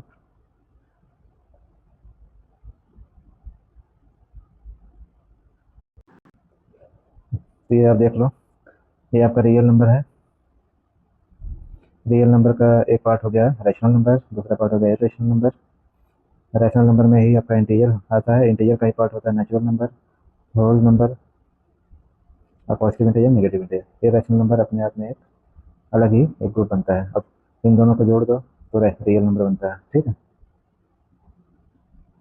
तो नंबर लाइन ये आपकी है 0। इस पे जितने नंबर हैं, जितने नंबर आप बना सकते हो, सारे के सारे रियल नंबर हैं। फिर इसमें से कुछ रैशनल होंगे, कुछ इरेशनल होंगे। जो रैशनल होंगे तो उसमें से जो कंप्लीट नंबर होते हैं उन्हें इंटीजर बोलते हैं। ठीक है, दोनों तरफ। फिर उसी इंटीजर में जो पॉजिटिव डायरेक्शन में 1 से स्टार्ट होते हैं नेचुरल हो जाते हैं, जो 0 को लेकर स्टार्ट होते हैं होल नंबर हो जाते हैं। बाकी positive number positive integer, negative number negative integer. ठीक है, अब हम अगले वीडियो में देखेंगे कि रैशनल नंबर की और भी सारी क्वालिटीज और इरेशनल नंबर की कुछ क्वालिटीज हैं, ऑपरेशन हैं, उसको देखेंगे। अभी ये नंबर सिस्टम के आपके कुछ एक्सरसाइज है। मैं नंबर सिस्टम जो पढ़ा रहा था बेसिकली नंबर लाइन पे नेचुरल नंबर, होल नंबर, ये सारी चीज़ें बता दिया, लेकिन जो बेसिक कुछ क्वेश्चन है वो थोड़ा बताना जरूरी है, क्योंकि इसमें लोगों को कन्फ्यूजन रहता है प्राइमरली जो है इतने 9th क्लास के लेवल पे, जबकि जहाँ पे स्टार्ट ही होता है एक टफनेस का जो लेवल होता है सब्जेक्ट का। तो देखो ये जो पहला क्वेश्चन है आपका,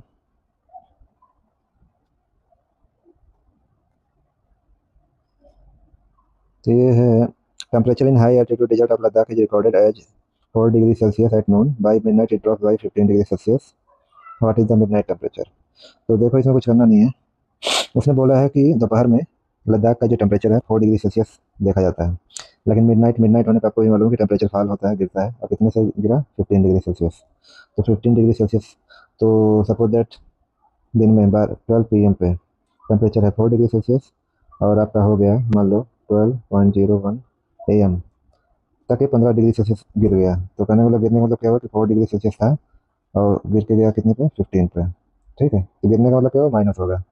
तो 4 - 15 कितना होगा, ये मैंने पहले ही बोला था कि इसको करने का तरीका और भी है। तो ये आपका आ जाएगा -11। नंबर लाइन से भी इसको कैसे कर सकते हो आप, समझाने के लिए इसको समझा देता हूँ मैं।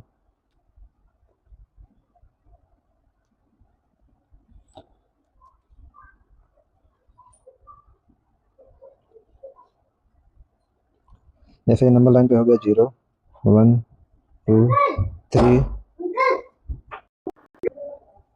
4 -1 -2 -3 -4 -5 -6 -7 -8 -9 -10 -11। ठीक, तो उसने बोला कि 4 डिग्री सेल्सियस पहले था और मिड नाइट में जाते जाते फॉल बाई 15 डिग्री सेल्सियस। तो इसको देखो नंबर लाइन यूज करते हुए कैसे कर सकते थे। देखो ये 4 डिग्री सेल्सियस मान लो यहाँ पे था और 15 डिग्री सेल्सियस वो गिर जाता है। तो देखो 1 डिग्री सेल्सियस 1 2 3 4 5 6 7 8 9 10 11 12 13 14 15। ठीक है, यहाँ तक 15 डिग्री सेल्सियस मतलब क्या है, 4 डिग्री सेल्सियस से 15 डिग्री सेल्सियस जब फॉल करेगा टेम्परेचर तो कितने पे आके आएगा, -11 डिग्री सेल्सियस। तो नंबर लाइन से समझाना आसान होता है। तो नॉर्मली आपको करना क्या है कि 4 - 15 कर देना है। फिर मैंने बोला था नेगेटिव है। आपने अभी तक पढ़ा होगा कि ग्रेटर नंबर से स्मॉलर नंबर हम माइनस करते हैं, तो ये आपको मालूम है। लेकिन वही सेम कॉन्सेप्ट यहाँ पे भी है। यहाँ पे 15 - 4 करते हो तो 15 का साइन प्लस होता है और 4 का साइन माइनस है। तो जैसा कि आपको मालूम है कि जो वो बिगर नंबर है उसका साइन जो है जो होता है वही रिजल्ट वाले नंबर पे भी वही आ जाता है। तो वैसे यहाँ पे भी है, +4 है ये और -15 है। तो एक्चुअली में दोनों का डिफरेंस लेना है, कितना आएगा 11। और बड़ा कौन सा नंबर है आपका 15, उसका साइन क्या है नेगेटिव, तो नेगेटिव हो जाएगा। इसको समझने के लिए ऐसे भी समझ लो कि अगर आपके पास 4 रुपीज़ है और आपने किसी से 15 रुपीज़ का लोन लिया, मतलब ऋण लिया, तो रिजल्टेंटली आपके पास कितना पैसा बचा है? 4 रुपीज़ तो एग्जिस्ट ही नहीं करेगा। तो फोर आप एक 4 रुपीज़ की जो आपकी नेट वर्थ थी और -15 दोनों को ऐड करोगे तो -11 आएगा। कहने का मतलब अभी भी आप -11 के कर्जे में हो। तो इसको आप प्रैक्टिकली भी समझ सकते हो कैसे करना है, ठीक है। दूसरा क्वेश्चन है, a spice trader take a loan, उसने 850 का लोन लिया एंड द नेक्स्ट डे ही मेक्स ए प्रॉफिट ऑफ 1200। ठीक है, द फॉलोइंग वीक ही incurs a loss of 450। Write the sequence as an equation using integer and calculate his final financial standing. ठीक है, इसमें कुछ नहीं है। उसने जो लोन लिया तो लोन लेगा तो उसका -850 हो गया। ठीक है, लोन लिया है। फिर अगले दिन उसने 1200 रुपये का प्रॉफिट कमाया तो प्लस होगा, क्योंकि प्रॉफिट क्या होता है? धन। धन मतलब उसने गेन किया तो हो जाएगा 1200। फिर उसने कहा कि ही इनकर्स से लॉस ऑफ, अगले हफ्ते फिर उसको लॉस हुआ -450 का, 450 का लॉस किया तो लॉस भी नेगेटिव में हो जाएगा। तभी जो माइनस माइनस है दोनों ऐड हो जाएंगे, तो -850 -450 +1200, ये हो जाएगा 1300 और +1200। फिर यहाँ पे भी वही देखो, ये आपका लार्जर नंबर है, ये स्मॉलर है, तो दोनों का डिफरेंस कितना आ रहा है? 100। और लार्जर वाले का साइन कितना है? नेगेटिव, तो नेगेटिव आ जाएगा -100। Calculate the following using Brahmagupta's law. तो ब्रह्मगुप्ताज लॉ क्या है? कुछ नहीं है, बस ये जान लो कि -12 है इंटू 5 में कोई साइन नहीं है तो प्लस माना जाएगा। ठीक है, तो -12 इंटू 5 आपका -60 हो जाएगा। क्यों? क्योंकि मैंने बताया था, ये याद रखना है आप लोगों को, कि अगर कोई नंबर है, अगर वो प्लस है और किसी प्लस वाले नंबर से आप मल्टीप्लाई करोगे तो रिजल्ट जो आपका आएगा प्लस आएगा। अगर प्लस है उसे आप माइनस वाले नंबर से मल्टीप्लाई करोगे तो माइनस ही आएगा। माइनस नंबर है उसे प्लस वाले नंबर से मल्टीप्लाई करोगे तो भी माइनस आएगा। और माइनस नंबर है और अगेन दूसरे माइनस नंबर से मल्टीप्लाई करोगे तो प्लस आएगा। ठीक है, तो ये ध्यान रखना है। तो ये ध्यान रखो, इसको याद करने का तरीका यही है कि जब दोनों सेम साइन के नंबर होते हैं तो प्लस ही आना है बस। ठीक है, उसके अलावा अगर अपोजिट साइन के हैं, ठीक है, तो नेगेटिव ही आना है। ठीक है, तो ये ध्यान देना है। अब देखो, ये अपोजिट साइन के हैं तो नेगेटिव ही आंसर आएगा। अब ये देखो, दोनों सेम साइन के हैं। ठीक है, तो मैंने बोला था दोनों सेम साइन, मतलब अगर ये दोनों प्लस होते हैं तो भी ये +56 आता है, क्योंकि यहाँ नेगेटिव है तो ही ये +56 ही आएगा। ठीक है, तो ये प्रैक्टिस आप कर लो। अब देखो, 0 माइनस एंड -14। अब इसे आप बोल सकते हो कि 0 माइनस, ये माइनस इस माइनस से मल्टीप्लाई हो जाएगा ब्रैकेट में जाते ही। माइनस माइनस मैंने बोला था ये दोनों सेम हो तो प्लस हो जाएंगे 14। ठीक, ये क्या हो गया आपका? -20/4। डिवीजन में भी वही है, बस इतना जान लो कि ये प्लस है ये माइनस है। मैंने बोला था जब भी अपोजिट साइन है तो आंसर हमेशा आपका नेगेटिव में ही आना है, तो -5 हो जाएगा। Explain using real word example of depth why subtracting a negative number is same. अब ये क्वेश्चन में दिया हुआ है, explain using a real word example of depth why subtracting a negative number is same as adding a positive number. इसका कहने का मतलब यही है कि अगर कोई नंबर है उसमें से अगर हम कोई नेगेटिव नंबर ऐड करते हैं तो ये क्या हो जाता है? 4 + 5 = 9। और ये बोल रहा है ये सिमिलर होता है कि कोई इसी में पॉजिटिव नंबर ऐड कर दो तो भी वही होता है। तो इसको इसने रियल वर्ड एग्जांपल के हिसाब से बोला है। ठीक है, तो जैसे ये दिया हुआ एग्जांपल, तो रियल वर्ड एग्जांपल के हिसाब से डेप्थ के हिसाब से हमको बताना है। तो चलो ठीक है, मान लो आपके पास कितना है? 10 रुपीज़ है। ठीक है, और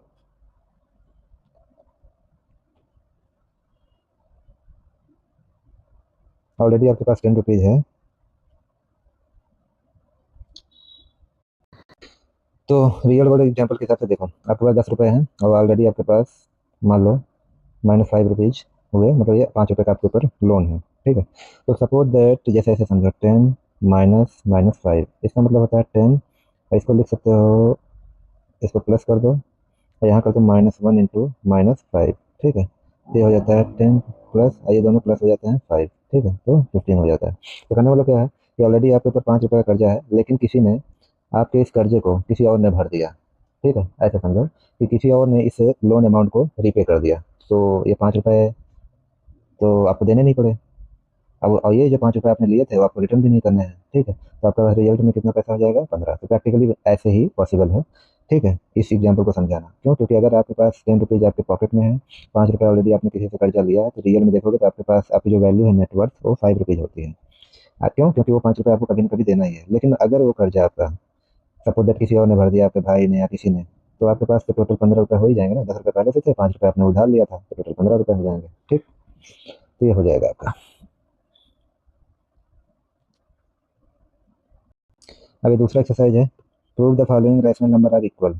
इन्हें इक्वल प्रूव करना है। तो देखो ये 2/3, इन दोनों में कोई कॉमन फैक्टर नहीं है, लेकिन इसमें देखो कॉमन फैक्टर है 2, तो 2 या 2 3 जा, ठीक है, तो दोनों इक्वल है। ये देखो इन दोनों में कोई कॉमन फैक्टर नहीं है, इसमें चेक करो है क्या, 2 से डिवाइड करो तो 2 5 जा 10 एंड 2 4 जा 10, इक्वल है, इक्वल है। यहाँ ये -3/5 है, जिसे कैंसिल करो 2 से, 2 3 जा 2 5 जा, ये भी इक्वल है। और ये देखो 3 3 जा, तो 3 हो गया, ये भी 3 हो गया, तो ये भी इक्वल हो गया, ठीक है। अब फाइंड द सम। अब पता नहीं आप लोगों ने 8th क्लास तक सम का तरीका क्या समझा है और कितना आप लोगों ने प्रैक्टिस किया है, लेकिन यहाँ पे सिंपल करना क्या होता है, जो हमारा डिनोमिनेटर होता है 5 10, तो 5 10 का हम एलसीएम लेते हैं, ठीक है। तो एलसीएम क्या आ जाएगा आपका, ठीक है, तो 5 × 2 × 1 एलसीएम आ जाएगा 10। तो यहाँ डिनोमिनेटर ले लेंगे 10। अब ये 5 2 जा 10 और 2 × 2 हो जाएगा 4, प्लस 10 1 जा 10, तो 1 × 3। ये मैं बहुत बेसिक से समझा रहा हूँ आप लोगों के लिए, कुछ लोगों को नहीं समझ में आती इसलिए समझा दे रहा हूँ। तो हो जाएगा 4 3 7 7/10। इसका जो सम हो जाएगा वो 7/10 हो जाएगा, ठीक।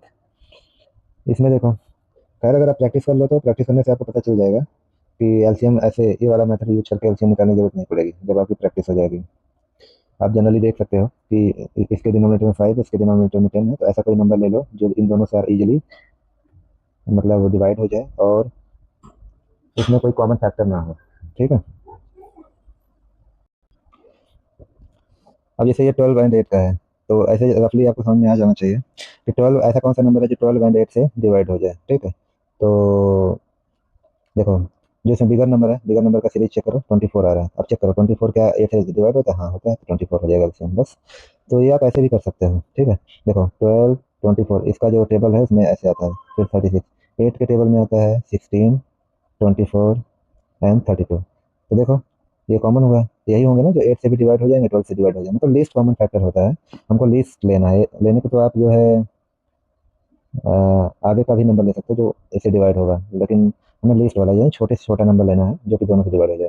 तो आप अपने तरीके से भी एलसीएम निकाल लेना 12 8 का, तो हो जाएगा 2 6 4 2 3 2 3 1 2 2 1 1, तो हो जाएगा 2 × 2 × 3 × 2, तो हो जाएगा आपका 4 3 12 × 24, ठीक है। अब 24 हो गया, 12 24 से डिवाइड करोगे 2 जाएगा, तो 7 × 2, और ये 3 3 × 5 हो जाएगा, तो हो जाएगा आपका 14 प्लस 15/24, कितना हो जाएगा 29/24, ठीक है। यहाँ पे स्टोरी अलग है, इसे आप प्लस साइन का आपको आदत है तो आगे इसको लिख लो, और ये 4/7 हो जाएगा। इसका एलसीएम लोग देखो साथ साथ दिख रहा है, 14 आएगा, 14 1 जा 1 1 × 3, और ये 7 2 जा 14, तो 2 × 4 हो जाएगा, तो 3 - 8/14। और इसमें अलग से देख लो 8 दोनों का डिफरेंस कितना आएगा, अगर ये 8 - 3 तो क्या होता है 5, लेकिन यहाँ पे 8 का साइन क्या है नेगेटिव, तो आ जाएगा -5/14।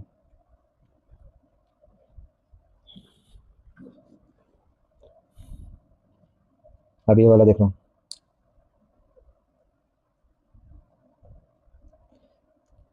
5/6 -1/4, कुछ नहीं करना है। 4 और 6 का जो लीस्ट कॉमन फैक्टर क्या है बताओ, आप एलसीएम निकाल लेना, क्योंकि मैं एक बार बता चुका हूँ। मैं डायरेक्टली इसको कर दे रहा हूँ, आपका 12 है, सबसे छोटा जो नंबर होगा 12 होगा जो इस दोनों से डिवाइड हो जाए, ठीक। 6 2 जा 12 हो जाएगा, या ऐसे किसमें किसमें और ऐड कर सकते हो कि ये हो जाएगा, इसका भी एलसीएम 12 करोगे तो 12 हो गया, तो 6 2 जा 12, तो 2 से ऊपर भी मल्टीप्लाई करोगे तो हो जाएगा 10। कहने मतलब क्या है कि 5/6 को 2 से ऊपर नीचे मल्टीप्लाई कर दो तो हो जाएगा 10/12, तो 10/12 हो गया। और इसमें 3 से न्यूमरेटर एंड डिनोमिनेटर को मल्टीप्लाई करो तो हो जाएगा तो आपका 3/12। अब कॉमनली डिनोमिनेटर ले लो 12, तो हो जाएगा 10 - 3, ये हो जाएगा 7/12, ठीक है। ये वाला बता देता हूँ,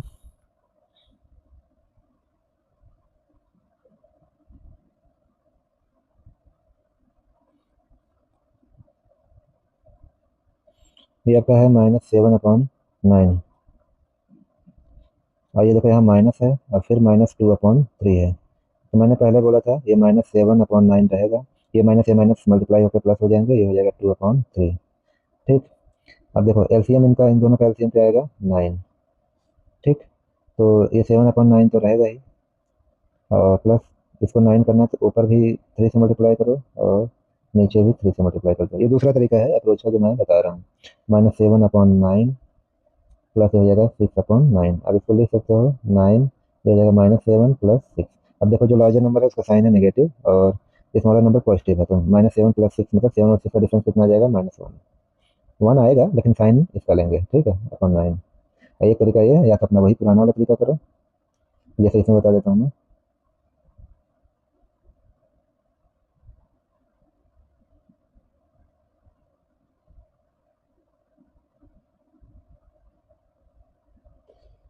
11/8 -3/4।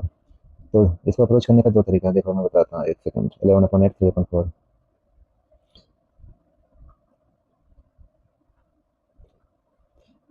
11/8 3/4 एक तरीका है कि इनका एलसीएम लो, एलसीएम इन दोनों का तो कितना आएगा 8।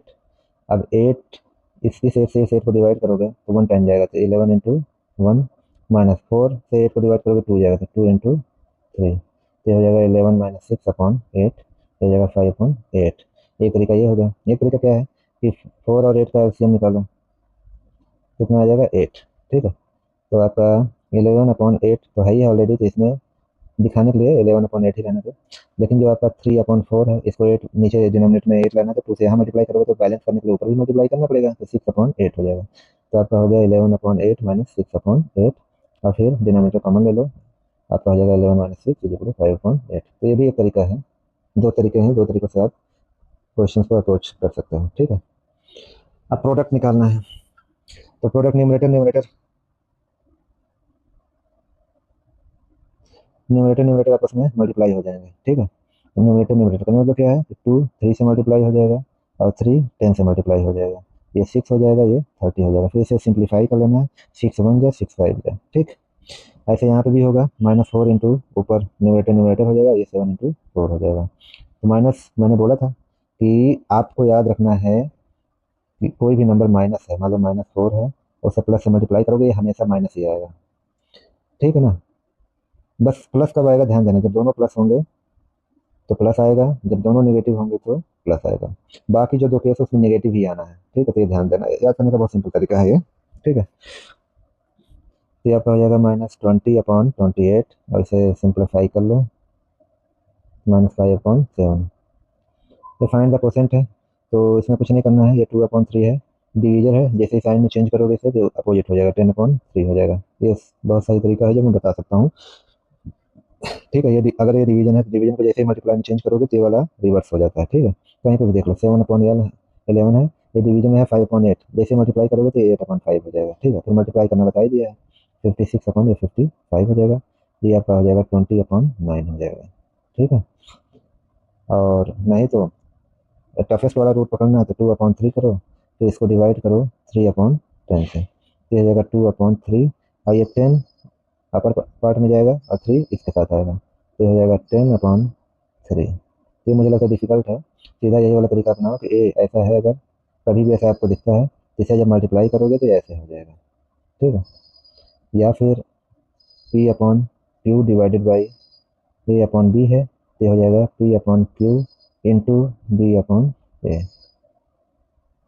ठीक। तो ये ध्यान देना है, ये आप ध्यान दोगे तो आपको मालूम रहेगा। अभी यहाँ बोर्ड मार्क्स नहीं आया तो बोर्ड मार्क्स नहीं तो मैं बता देता। अब हमें शो करना है कि जो एक्सप्रेशन है ये सही है। ठीक है।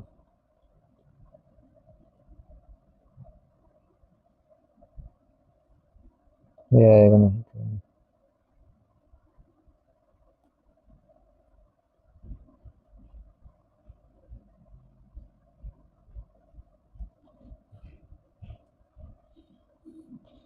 इसको सिंप्लीफाई करिए।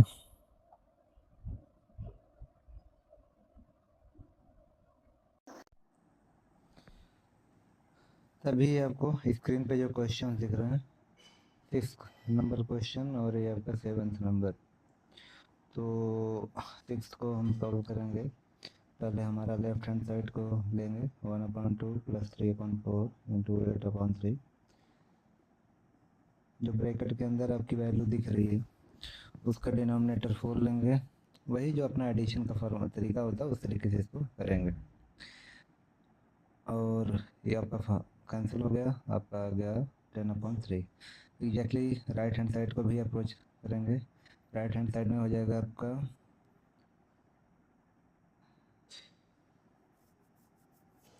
1/2 इंटू 8/3 प्लस 3/4 इंटू 8/3। तो 8 इंटू 1/3 इंटू 2 तो हो जाएगा 8/6 एंड 24 इंटू 4/12 ये हो जाएगा आपका।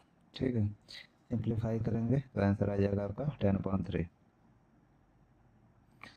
और इसको ऐड करने का तरीका आपको वही पुराना वाला जो मैंने बोला था, डिनोमिनेटर 3 लेंगे तो 4 प्लस 1 3 या 3 3 2 या 6 6 प्लस 4 10 10/3 हो जाएगा।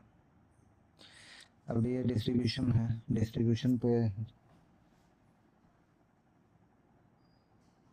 ये है आपका। तो डिस्ट्रीब्यूशन का फार्मूला है ए इंटू ब्रैकेट में बी प्लस सी, तो ये हो जाएगा a b plus a c. And similarly a into b minus c हो जाएगा ए बी माइनस ए सी। ठीक है, तो यहाँ पे हम ये सेकेंड वाला फार्मूला यूज करके इसे सॉल्व करेंगे।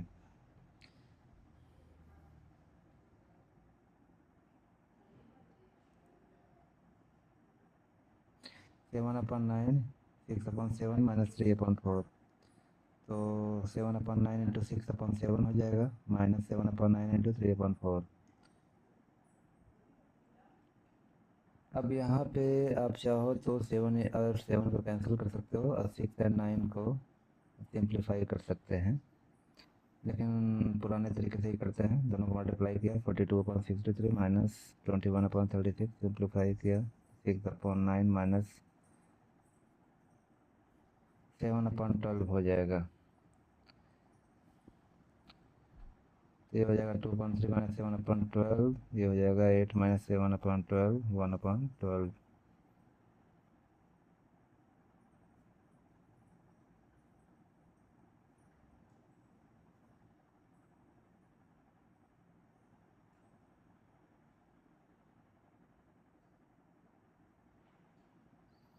अब ये दूसरा तरीका है जो मैंने कहा था बीच में ही, अगर उसे हम कैंसिल करके उस क्वेश्चन को करते हैं तो कैसे कर सकते हैं। तो 7 से 7 जा कैंसिल हो गया, 6 में 3 2 जा 3 3 जा, और वहाँ पे 4 2 जा ओके कैंसिल हो जाएगा।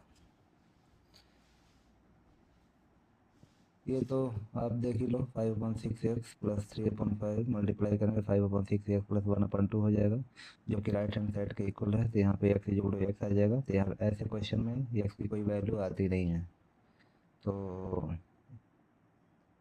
इसको ऐसे ही छोड़ देंगे। अगर इन दोनों में ज़रा सा भी डिफरेंस होता तो हम x की वैल्यू निकाल सकते थे। अब 1/2 बहुत साइड कैंसिल हो जाएगा या जीरो हो जाएगा। जब 1/2 उधर जाएगा तो नेगेटिव में जाएगा तो जीरो हो जाएगा।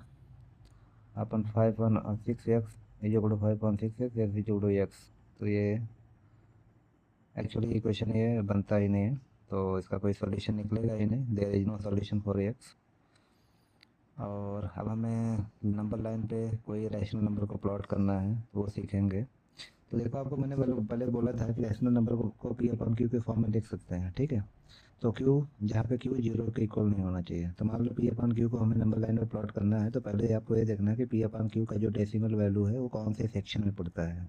नंबर लाइन में इंटीजर के कौन से दो इंटीजर के बीच वो लाई करता है, पहले आपको ये फाइंड आउट करना है। उसके बाद जो भी सेक्शन है उस सेक्शन में क्यू सेक्शन बनाने हैं। ठीक है, जैसे क्यू सेक्शन बना के उसे क्यू सेक्शन में डिवाइड करके और फिर उस नंबर को प्लॉट कर देना है। तो जैसे देखो आपका सेक्शन है, या ब्लॉक बोल सकते हो, सेक्शन बोल लो, जैसे भी आपको समझ में आए आप बोल सकते हैं। तो बेसिकली किसी भी नंबर को, रैशनल नंबर को किसी नंबर लाइन पे प्लॉट करने का तरीका ही यही होता है कि जो आपका डिनोमिनेटर रहेगा उस रैशनल नंबर का, ठीक है, उसी डिनोमिनेटर के बराबर उसमें ब्लॉक्स बनाएंगे। ठीक है, और जो ब्लॉक्स होंगे उस पे हम नंबर को रिप्रेजेंट करेंगे। इसे 1/2 है तो 0 1/2 पी इक्वल टू 1 हो गया, 2 क्यू हो गया, तो ये 0 और 1 के बीच में लाई करेगा, तो क्यू इक्वल टू 2 मतलब इसमें दो 0 और 1 के सेक्शन को दो पार्ट में तोड़ देना है। ठीक है, पहला पार्ट हो गया 0 से इसके बीच में, और फिर वो दूसरे पार्ट 1 और उसके बीच में हो जाएगा। तो 0 को हम लिख सकते हैं 0/2, फिर बीच वाले पार्ट को लिख सकते हैं 1/2 और लास्ट वाले पार्ट को 2/2। ठीक है, तो हो गया 1/2 नंबर लाइन पे बन गया।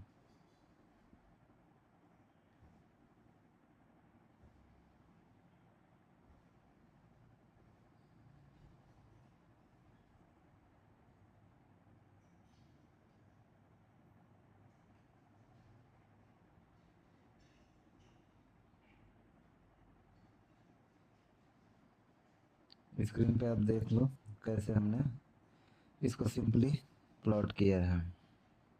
हमें प्लॉट करना है 2/3 माइनस 5/4। ठीक है, तो ये प्रैक्टिस करता है कि कोई भी रैशनल नंबर है उसे हमें प्लॉट कैसे करना है। ठीक है, तो क्या क्या है लिख लेते हैं। 2/3 5/4 माइनस 5/4 1:1। ठीक,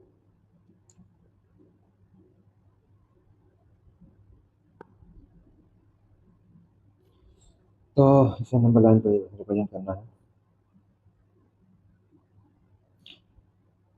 मैंने पहले बोला था कि नंबर लाइन पे किसी रैशनल नंबर को दिखाने के लिए, तो रैशनल नंबर क्या होता है, P/Q फॉर्मेट में होता है, राइट। तो पहले ये चेक करो कि P/Q ये लोकेट कहाँ होगा, मतलब कौन से दो नंबर के बीच में आएगा।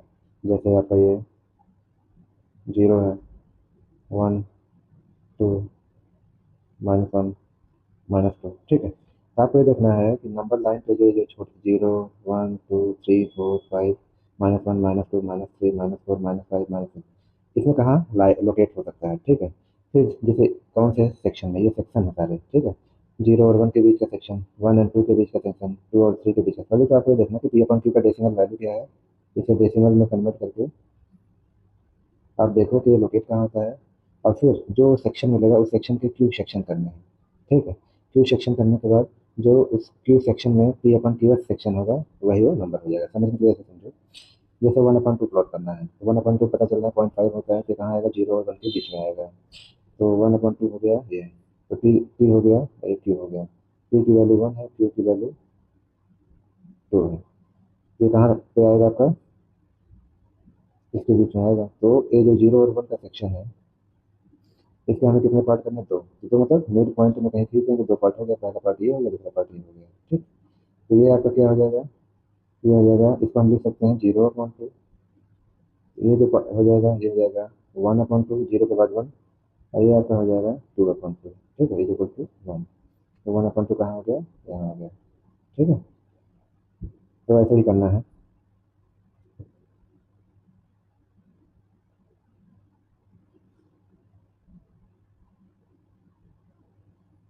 ठीक है, अब 5/4 आपको मालूम है, 5/4। तो पी की वैल्यू 5 है एंड क्यू की वैल्यू 4 है। ये कौन से सेक्शन में आएगा 5/4, तो देखो 5 इज ग्रेटर देन 4। ठीक है, तो मतलब 4 से अगर 5 को डिवाइड करोगे तो बन गया डेसिमल 10। ठीक है, माइनस ये आ जाएगा 2 फिर 20 फिर 10, तो 1.25 आ रहा है। तो आपको देख के लग रहा है कि ये आपका 1 और 2 के बीच में कहीं आएगा। ठीक है, अब देखो मैंने बोला था क्यू की वैल्यू कितनी है, 4। ये 1 और 2 के बीच आएगा, पहले हमने ये पता किया। ठीक, फिर जो 1 और 2 के बीच का सेक्शन, उसके 4 इक्वल पार्ट करने हैं। देखो 1 2 3 4 पार्ट। ठीक है, अब ये आपका इसके बीच का 4 इक्वल पार्ट हो गए। अब देखो लिखना, अगर आप राइट करना चाहोगे, ये 1 है। ठीक है, और इसका पार्ट कितना होगा, देखो ये पहला पार्ट हो गया, ये दूसरा पार्ट हो गया, तीसरा पार्ट हो गया, चौथा पार्ट हो गया। ठीक है, तो जो 1/1 है, 1 और ये 2 है। ठीक है, इसे 5/4 के हमें 5/4 प्लॉट करना है कहाँ है, ये बताओ, जो ये वन है, वन को हम लिख सकते हैं 4/4, कर सकते हैं ना। और टू है, टू को क्या लिख सकते हैं, 8/4। अब देखो इसके बाद आपको मालूम है, फोर के बाद आता है 5, फिर 5/4, फिर 6/4, फिर 7/4। ठीक है। तो कहने का मतलब क्या है, ये जो पहला प्लॉट हो जाएगा, ये हो जाएगा 5/4, फिर दूसरा वाला हो जाएगा 6/4, फिर तीसरा हो जाएगा 7/4, और लास्ट वाला 8/4 है। तो ये सबसे ईजीएस्ट वे में बता रहा हूँ, जिस तरीके से आप किसी भी रैशनल नंबर को आप ग्राफ पर या ऐसे ही नंबर लाइन अगर आप ड्रॉ कर रहे हैं तो उस पर प्लॉट करके दिखा सकते हैं। ठीक है। -5/4, सिमिलरली -5/4 अगर रहा, -5/4 को लिख सकते हो -1.25। ठीक है। तो आपको पता चल गया कि ये इन्हीं के बीच में आएगा। ठीक है। तो मैंने पहले बोला था, फिर इसके चार पार्ट करने हैं, वन नहीं हो गया, पहला से चार पार्ट हो गया। ठीक है। आपको -5/4 प्लॉट करना है। तो देखो, उसको लोकेट करने की सिंपल सी बात है कि -1 को आपको उसी फॉर्म में लिखना पड़ेगा, -4/4। तो ऐसे इसको लिख सकते हैं -8/4। तो ये जो पहला हो जाएगा, दूसरा, तीसरा, ये हो जाएगा -5/4, ये हो जाएगा -6/4, ये हो जाएगा -7/4, फिर -8/4। ठीक है। 1:1/2। देखो, हमको प्लॉट करना है 1:1/2। ये देख के ही लग रहा है, चाहे ऐसा करो, 2 1 जा 2 +1/2, ये हो जाएगा 3/2, यानी 1.5। ये किसके किसके बीच में आएगा नंबर लाइन पे, 1 और 2 के बीच में आएगा। ठीक है। तो ये नंबर लाइन हो गया, ये आपका 0 हो गया, ये आपका 1 हो गया, ये आपका 2 हो गया। फ्रैक्शन क्या है, 3/2। तो मैंने बोला था क्यू की वैल्यू कितनी है, 2। तो कहने का मतलब 1 और 2 के दो पार्ट करने, दो पार्ट कर दो। इसको क्या लिख सकते हैं, इस वन को, इसको 2/2 लिख सकते हैं। ऐसे क्या लिख सकते हैं, 4/2। तो बताइए 2/2 है, ये 4/2 है, तो इसमें क्या मिस हो गया, 3/2। ये नंबर कितना आ जाएगा, 3/2। या फिर इसको कह सकते हैं 1:1/2। Find three distinct rational numbers that lie strictly between -1/2 and 1/4। उसने बोला है कि -1/2 एंड 1/4 के बीच में थ्री रैशनल नंबर फाइंड करना है।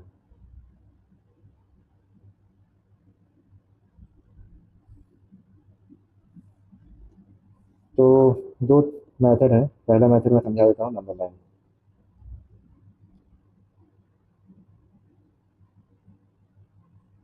तो ये आपका हो गया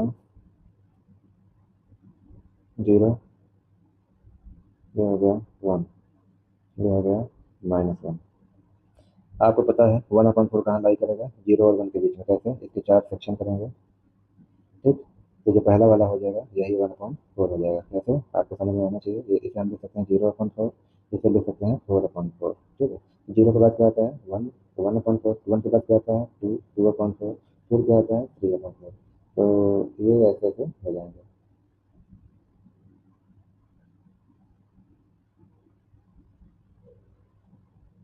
ठीक है ना। तो ये आपका 1/4 हो गया।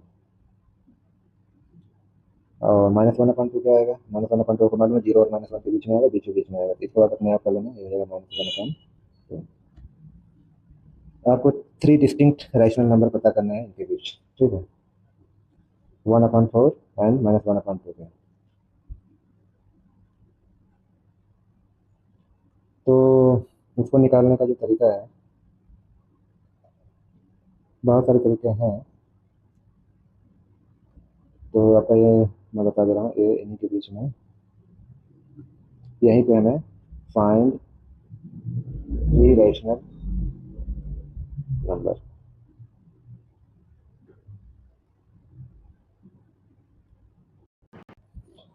तो चलो ठीक है। तो ये हो गया -1/2, फिर 0 है, फिर अपन 1/4। तो आपको तीन रैशनल नंबर निकालने हैं। तो ऐसा करो, इन दोनों के बीच एक निकालो, फिर इन दोनों के बीच एक निकाल लो। ठीक है। चलो निकालते हैं इनके बीच, इन दोनों के बीच। तो इसके इसके बीच अगर रैशनल नंबर निकालना है तो क्या करना होता है, अगर आपका पहला रैशनल नंबर है -1/2, और इसे 0 ऐड करो और अपॉन 2 कर दो। ठीक है, तो फर्स्ट इसको निकालने का तरीका ये है, first rational number between -1/2 and 0। कुछ नहीं करना है, इनका एवरेज निकाल लेना है। एवरेज जैसे ऐसे देखो 1 एंड 2 है, तो इन दोनों को ऐड किया तो 3 आया, 3/2 कर दिया तो कितना आया 1.5, इन्हीं के बीच में तो आया 1.5। सिमिलरली रैशनल नंबर पर भी वही रूल लागू होता है, -1/2 प्लस 0/2 किया तो हो जाएगा -1/2/2 हो जाएगा -1/4। ठीक है, तो इनके इन दोनों के बीच में पहला रैशनल नंबर आ गया -1/4। ठीक, अभी 0 बिटवीन 0 एंड 1/4 निकालो, तो 0 एंड 1/4 के बीच में क्या करना है, 0 प्लस 1/4 डिवाइडेड बाई 2। फार्मूला यही है, देखो फार्मूला क्या है मैं आपको बता दे रहा हूँ, ये लिख लो, कोई बहुत rational number between a and b क्या हो जाएगा, ए प्लस बी अपॉन 2। ठीक है ना, तो वही यूज कर रहा हूँ यहाँ पे, तो हो जाएगा 0 ऐड करोगे कोई फर्क नहीं पड़ता, 1/4/2 हो जाएगा 1/8। तो यहाँ पे आपका रैशनल नंबर इसके बीच में क्या आ गया 1/8, तो दो तो मिल ही गए। ठीक है, तो लिख लो, आ गया -1/2 -1/4 0 1/8 1/4। आपको तीन निकालने के लिए बोला है, एक ये हो गया एक ये हो गया, अब तीन निकालना है तो आप आपकी इच्छा है, चाहे इन दोनों के बीच निकाल लो, चाहे इन दोनों के बीच निकाल लो, या फिर इनके बीच या फिर इनके बीच, आप फ्री हो। ठीक है, इसमें कोई आपको सोचने की जरूरत नहीं है। ठीक, तो चलो, जो ये वाला तरीका है इन दोनों के बीच और इन दोनों के बीच मैं करके दिखा चुका हूँ, अभी मैं इन दोनों के बीच निकाल दे रहा हूँ। ठीक है, तो देखो रैशनल नंबर बिटवीन 1/8 एंड 1/4, क्या कर दो 1/8 प्लस 1/4 2, इसका अर्थ आएगा 8, ये हो जाएगा 1, ये हो जाएगा 3/2, ये हो जाएगा 3/8/2/1 कर सकते हैं, ये हो जाएगा 3/8 और इधर उधर रिवर्स हो जाएगा 3/16। इनके बीच जो रैशनल नंबर आ गया 3/16 आ गया। हमारे जो तीन रैशनल नंबर आ गए क्या आ गए 1/4 1/8 एंड 3/16, और ये आपका गया था -1/2, यहाँ बीच में 0 था और ये आपका 1/4 था। एक बात ध्यान देना है कि आप किन्हीं भी दो नंबर के बीच, इस दो नंबर के बीच मान लो ये दो नंबर कुछ भी है, ए और बी है, आप इनफाइनाइटली जितना नंबर रैशनल नंबर निकालोगे, जैसे मान लो इतने रैशनल नंबर निकाले, तो फिर इनके बीच एक रैशनल नंबर आ जाएगा, फिर इनके बीच, फिर इनके बीच, इनके बीच। कहने का मतलब क्या है, आप अगर किन्हीं दो नंबर के बीच मान लो कि 1 करोड़ के आसपास रैशनल नंबर निकालते हो, तो फिर भी किन्हीं दो कॉन्जिक्यूटिव रैशनल नंबर के बीच, कॉन्जिक्यूटिव मतलब जो नियरेस्ट आसपास वाले जो नेक्स्ट होंगे रैशनल नंबर के बीच, उनके बीच ये इन दोनों को ऐड करके अपॉन 2 करने से एक नया रैशनल नंबर आ जाएगा। कहने का मतलब क्या है कि किन्हीं भी दो रैशनल नंबर के बीच इनफाइनाइटली बहुत सारे रैशनल नंबर हो सकते हैं। ठीक है, जैसे आपको मालूम है कि 0 और 1 इसके बीच 1/2 होता है, और आपको मालूम है इन्हीं के बीच 1/4 भी होता है, यहाँ पे आपका 3/4 होता है। लेकिन इसके बीच आ जाओगे 0 1/4 के बीच तो 1/8 आ जाएगा, 1/4 एंड 1/2 के बीच क्या आ जाएगा 1/4 एंड 1/2 के बीच तो 1/4 एंड 1/2 के बीच हो जाएगा 3/4, एक्चुअली 3/4 यहाँ आ जाएगा। अब देखो 1/2 और 1 के बीच 1/2 प्लस 1/2 क्या आ जाएगा 2, 3/2 2।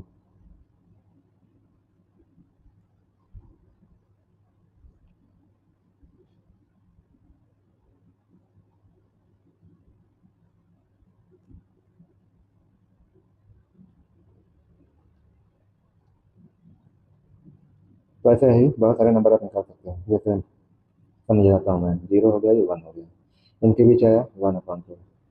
ठीक, फिर इन दोनों के बीच में कितना क्या आया 1/4 आया, फिर 1/2 एंड 1 के बीच में क्या आ जाएगा, ऐड करके निकालो 1/2 प्लस 1/2 ये हो जाएगा 2 1 2/2 3/4 ये हो जाएगा, फिर इनके इनके बीच में हो जाएगा 1/8,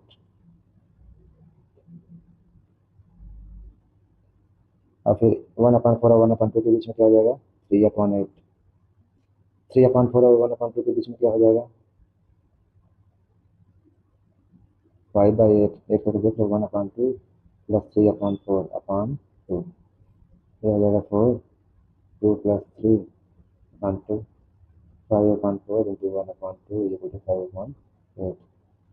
ठीक है, और फिर इनके बीच में 3/4 प्लस 1/2, ये हो जाएगा 3/4 प्लस 1/4, 4/4/2, ये हो जाएगा 7/4 इंटू 1/2, 7/8। तो यहाँ क्या आ जाएगा 7/8। फिर आप इनके बीच में निकाल सकते हो, ये 1/16 हो जाएगा, ये आपका 3/16 हो जाएगा। ठीक है, तो देख रहे होगे आप, किन्हीं भी दो रैशनल नंबर के बीच फिर से एक नया रैशनल नंबर हम इंसर्ट कर सकते हैं। ठीक है, फिर ये आपको ध्यान देना है। सिंप्लीफाई -1 ये आप लोग कर लोगे, ये आपको कर लेना, सर बता ही देता हूँ। -1/4 प्लस 5/12 है, ये एलसीएम लोगे तो 12 आएगा, 4 3 जब तो ये हो जाएगा 3 इंटू -1 और ये हो जाएगा 5, ये हो जाएगा आपका -3 प्लस 5/12, 5 -3 हो जाएगा 2/12, 1/6। ठीक है, ये हो जाएगा 1/6। A tailor has this meter of fine silk is making one kurta requires this much silk. Exactly how many kurta he can make? कुछ नहीं करना है,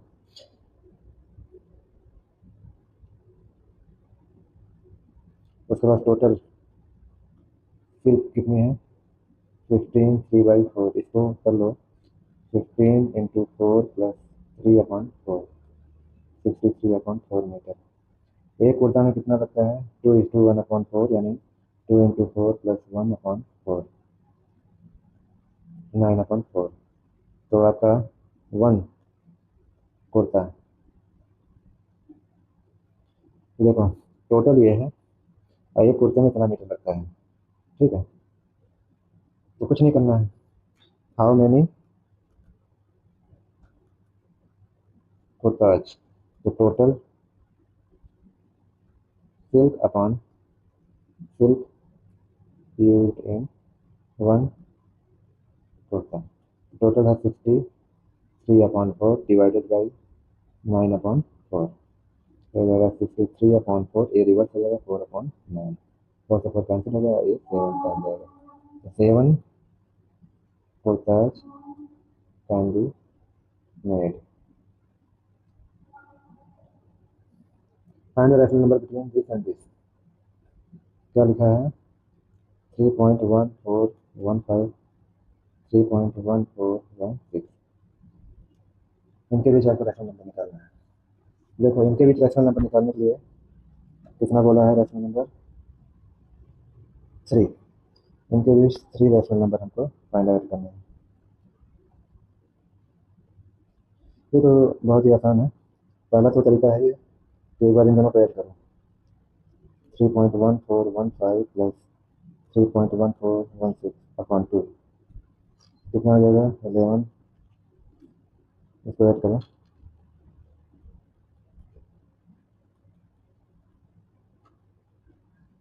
11 3 6, कितना हो जाएगा 33141, ठीक ये आ गया।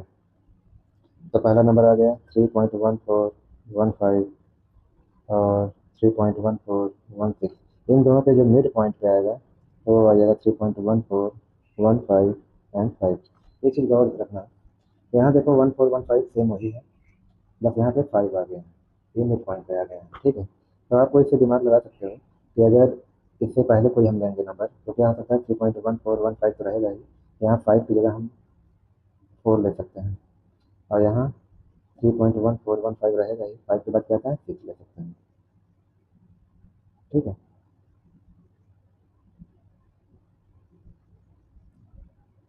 और यहाँ मान लेते हैं 0 है और ये 0 है, 14150, 14154, और भी नंबर निकाल सकते हैं 3.1415, 1 से स्टार्ट करो, फिर 3.1415 2, 3.1415 3, फिर 3.1415 4, फिर 3.1415 5 जो कि हमने दिखाया ही है, तो बहुत सारे नंबर आप निकाल सकते हो, अपन इसमें 10 नंबर डाल सकते हो, लेकिन हम 10 नंबर नहीं लेना है, हमें जस्ट एक बीच वाला लेना है, बीच वाले के जस्ट पहले वाला और बाद वाला, ठीक है। तो लिख दो, बीच वाला हमने निकाल दिया 14155, इससे पहले वाला हो जाएगा 3.14154, और इसके बाद वाला हो जाएगा 3.14156, ठीक है। ये हो गया। Can you think of other ways to find a decimal number between any two decimal number? तो हाँ, एक है नंबर लाइन सिस्टम, अभी ये डिवाइड ना करने वाला तरीका मैंने बता ही दिया, ठीक है।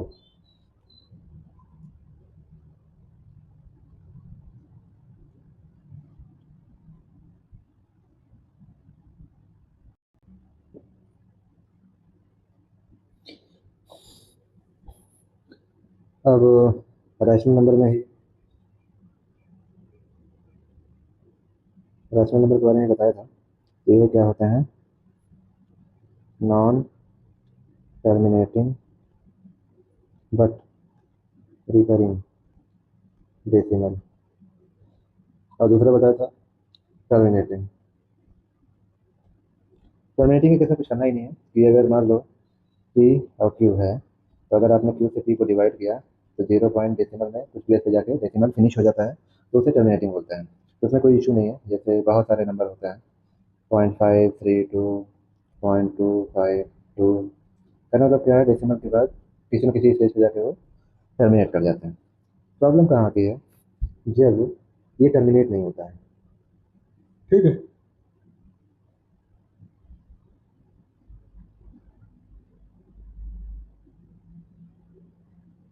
जैसे देखो 0.35 है, 0.35 है, टर्मिनेटेड है। इसको अगर पी के फॉर्म क्यू के फॉर्म में लिखना है, तो हम लिख सकते हैं 35, डेसिमल के बाद कितने प्लेस है, 1 2, हमें 1 लिखना है, और जितने डेसिमल के बाद नंबर है उतने जीरो लगा देना है। और फिर इसे सिंप्लीफाई कर दो, 5 7 जाए और 5 20 जाए, 7/20, ये हो जाएगा, ठीक है, पी अपॉन क्यू के फॉर्म में। लेकिन रिपीटेड है, मान लो 0.6666666 एंड सो ऑन, कोई लिमिट नहीं है ये रैशनल नंबर ही। बताता हूँ क्यों, क्योंकि भले ही टर्मिनेट नहीं कर रहा है, ये रैशनल नंबर की एक ही पहचान है कि ना ही वो रिकरिंग होगा ना ही टर्मिनेटिंग करेगा, लेकिन रैशनल नंबर में यही एक माइनर का डिफरेंस है कि वो रिकरिंग होगा, ठीक है, ये ध्यान देना है। तो जैसे आपका ये हो गया 0.6, जहाँ जो रिपीट करता है उसको ऐसे लिख सकते हैं, ठीक। तो ये हो गया 0.6666 एंड सो ऑन, ऐसे कर लो, इसे लेट कर लो यक्स, और इसे convert this in P upon Q form, ठीक। तो मैंने बोला था कि अगर किसी नंबर को हम पी अपॉन क्यू के फॉर्म में लिख सकते हैं तो वो रैशनल नंबर होता है। अभी देखो क्यों ये रैशनल नंबर होता है, जबकि ये नॉन टर्मिनेटिंग है एंड रिकरिंग है, ठीक है। तो वो अभी पता चल जाएगा, या चीज़ों को तो ये सपोज कर लिया। अब दोनों साइड में 10 से मल्टीप्लाई करो, 10x, इधर भी 10 से मल्टीप्लाई करो, 0.6666 एंड सो ऑन, तो ये हो जाएगा 10x इज इक्वल टू, आपको मालूम है कि अगर हम 10 से मल्टीप्लाई करेंगे तो ये डेसिमल 1 प्लेस शिफ्ट होकर इधर आ जाएगा, ठीक। तो कितना हो जाएगा ये 6.66666 सो ऑन, ठीक है। ये आपका एक इक्वेशन हो गया, और एक इक्वेशन ये हो गया। तो इसमें से इसको माइनस कर दो, तो 10x minus x is equal to हो जाएगा 6.66666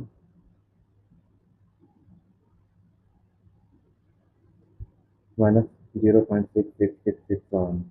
एक तरीका ये है, अगर ये नहीं समझ में आता है तो ऐसे कर लो, ये आपका 10x है, 10x इज इक्वल टू 6.66666 है, इसको ले लो 6 प्लस 0.666666, ठीक। ये 6 हो जाएगा, और ये फिर अगेन ये क्या हो गया, एक्स हो गया, क्योंकि रिपीटिंग है, तो एक्स अभी भी वही रहने वाला है, ठीक। अब एक्स इस साइड में ले आओ, तो हो जाएगा 10x minus x is equal to 6, ये हो जाएगा 9x is equal to 6, then x is equal to कितना हो जाएगा, 6/9, फिर हो जाएगा 2 3, ये अपन टू के फॉर्म में हो गया कि नहीं, हो गया ना। लेकिन जो नॉन टर्मिनेटिंग होता है, सपोज जैसे पाई की वैल्यू होती है 3.146, ये क्या होता है, ये इनफाइनाइट नंबर तक जाता ही रहता है। तो ये बताओ, इसके इसमें आप कितने से 100 से मल्टीप्लाई करोगे, और फिर मतलब 1 के सामने कितना जीरो रख के आप मल्टीप्लाई करोगे, डेसिमल खत्म हो जाएगा, क्योंकि इसकी कोई लिमिट ही नहीं है, ठीक है। इसीलिए जो इरेशनल नंबर होता है उसे हम पी अपॉन क्यू के फॉर्म में नहीं लिख सकते, क्यों, क्योंकि उसमें आफ्टर डेसिमल जो फैक्टर आते हैं, जो नंबर आते हैं, उसकी कोई लिमिट ही नहीं है। तो कहने का मतलब, तो उसे आप जब फ्रैक्शन फॉर्म में बनाते हो, जैसे ऐसे देख लो 0.532 है, ये टर्मिनेटिंग है, तो हम इसको क्या बोलते हैं कि 532 ले लो, और डेसिमल के बाद कितने प्लेस है, 1 2 3, तो यहाँ 1 लिखो, यहाँ 3 लिखो, फिर इसको सिंप्लीफाई कर लेना, और सिंप्लीफाई करो, ठीक है, ये पी अपॉन क्यू के फॉर्म में आ जाएगा। लेकिन अगर डेसिमल के बाद इसका कोई लिमिट ही नहीं है, ये वाला सिस्टम आप कैसे करोगे बताओ, आपको मालूम ही नहीं रहेगा। ठीक है, तो यही है फर्क, क्यों हम इरेशनल को पी अपॉन क्यू के फॉर्म में नहीं कर सकते। ठीक है, तो ये आपको ध्यान देना।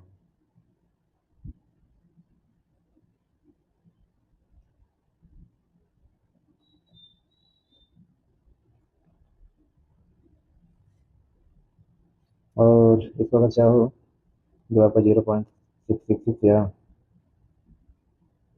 मैंने तो तरीका बता दिया जो ट्रेडिशनल मेथड है। ठीक है, एक तरीका और है, जो नंबर रिपीट करता है उस नंबर को लेना है और अपॉन 9 कर देना है। जितने नंबर रिपीट होते हैं उतना ही 9 आपको राइट आउट करना है। ठीक है, अब देखो जैसे ये है 0.45, यहाँ 2 रिपीट कर रहे हैं तो 45 करना है, और 2 है तो 99, और फिर इसे सिंप्लीफाई कर लो। ठीक, और ट्रेडिशनल मेथड से क्या करना पड़ेगा, इसे एक्स लेट करना पड़ेगा 0.454545 सो ऑन।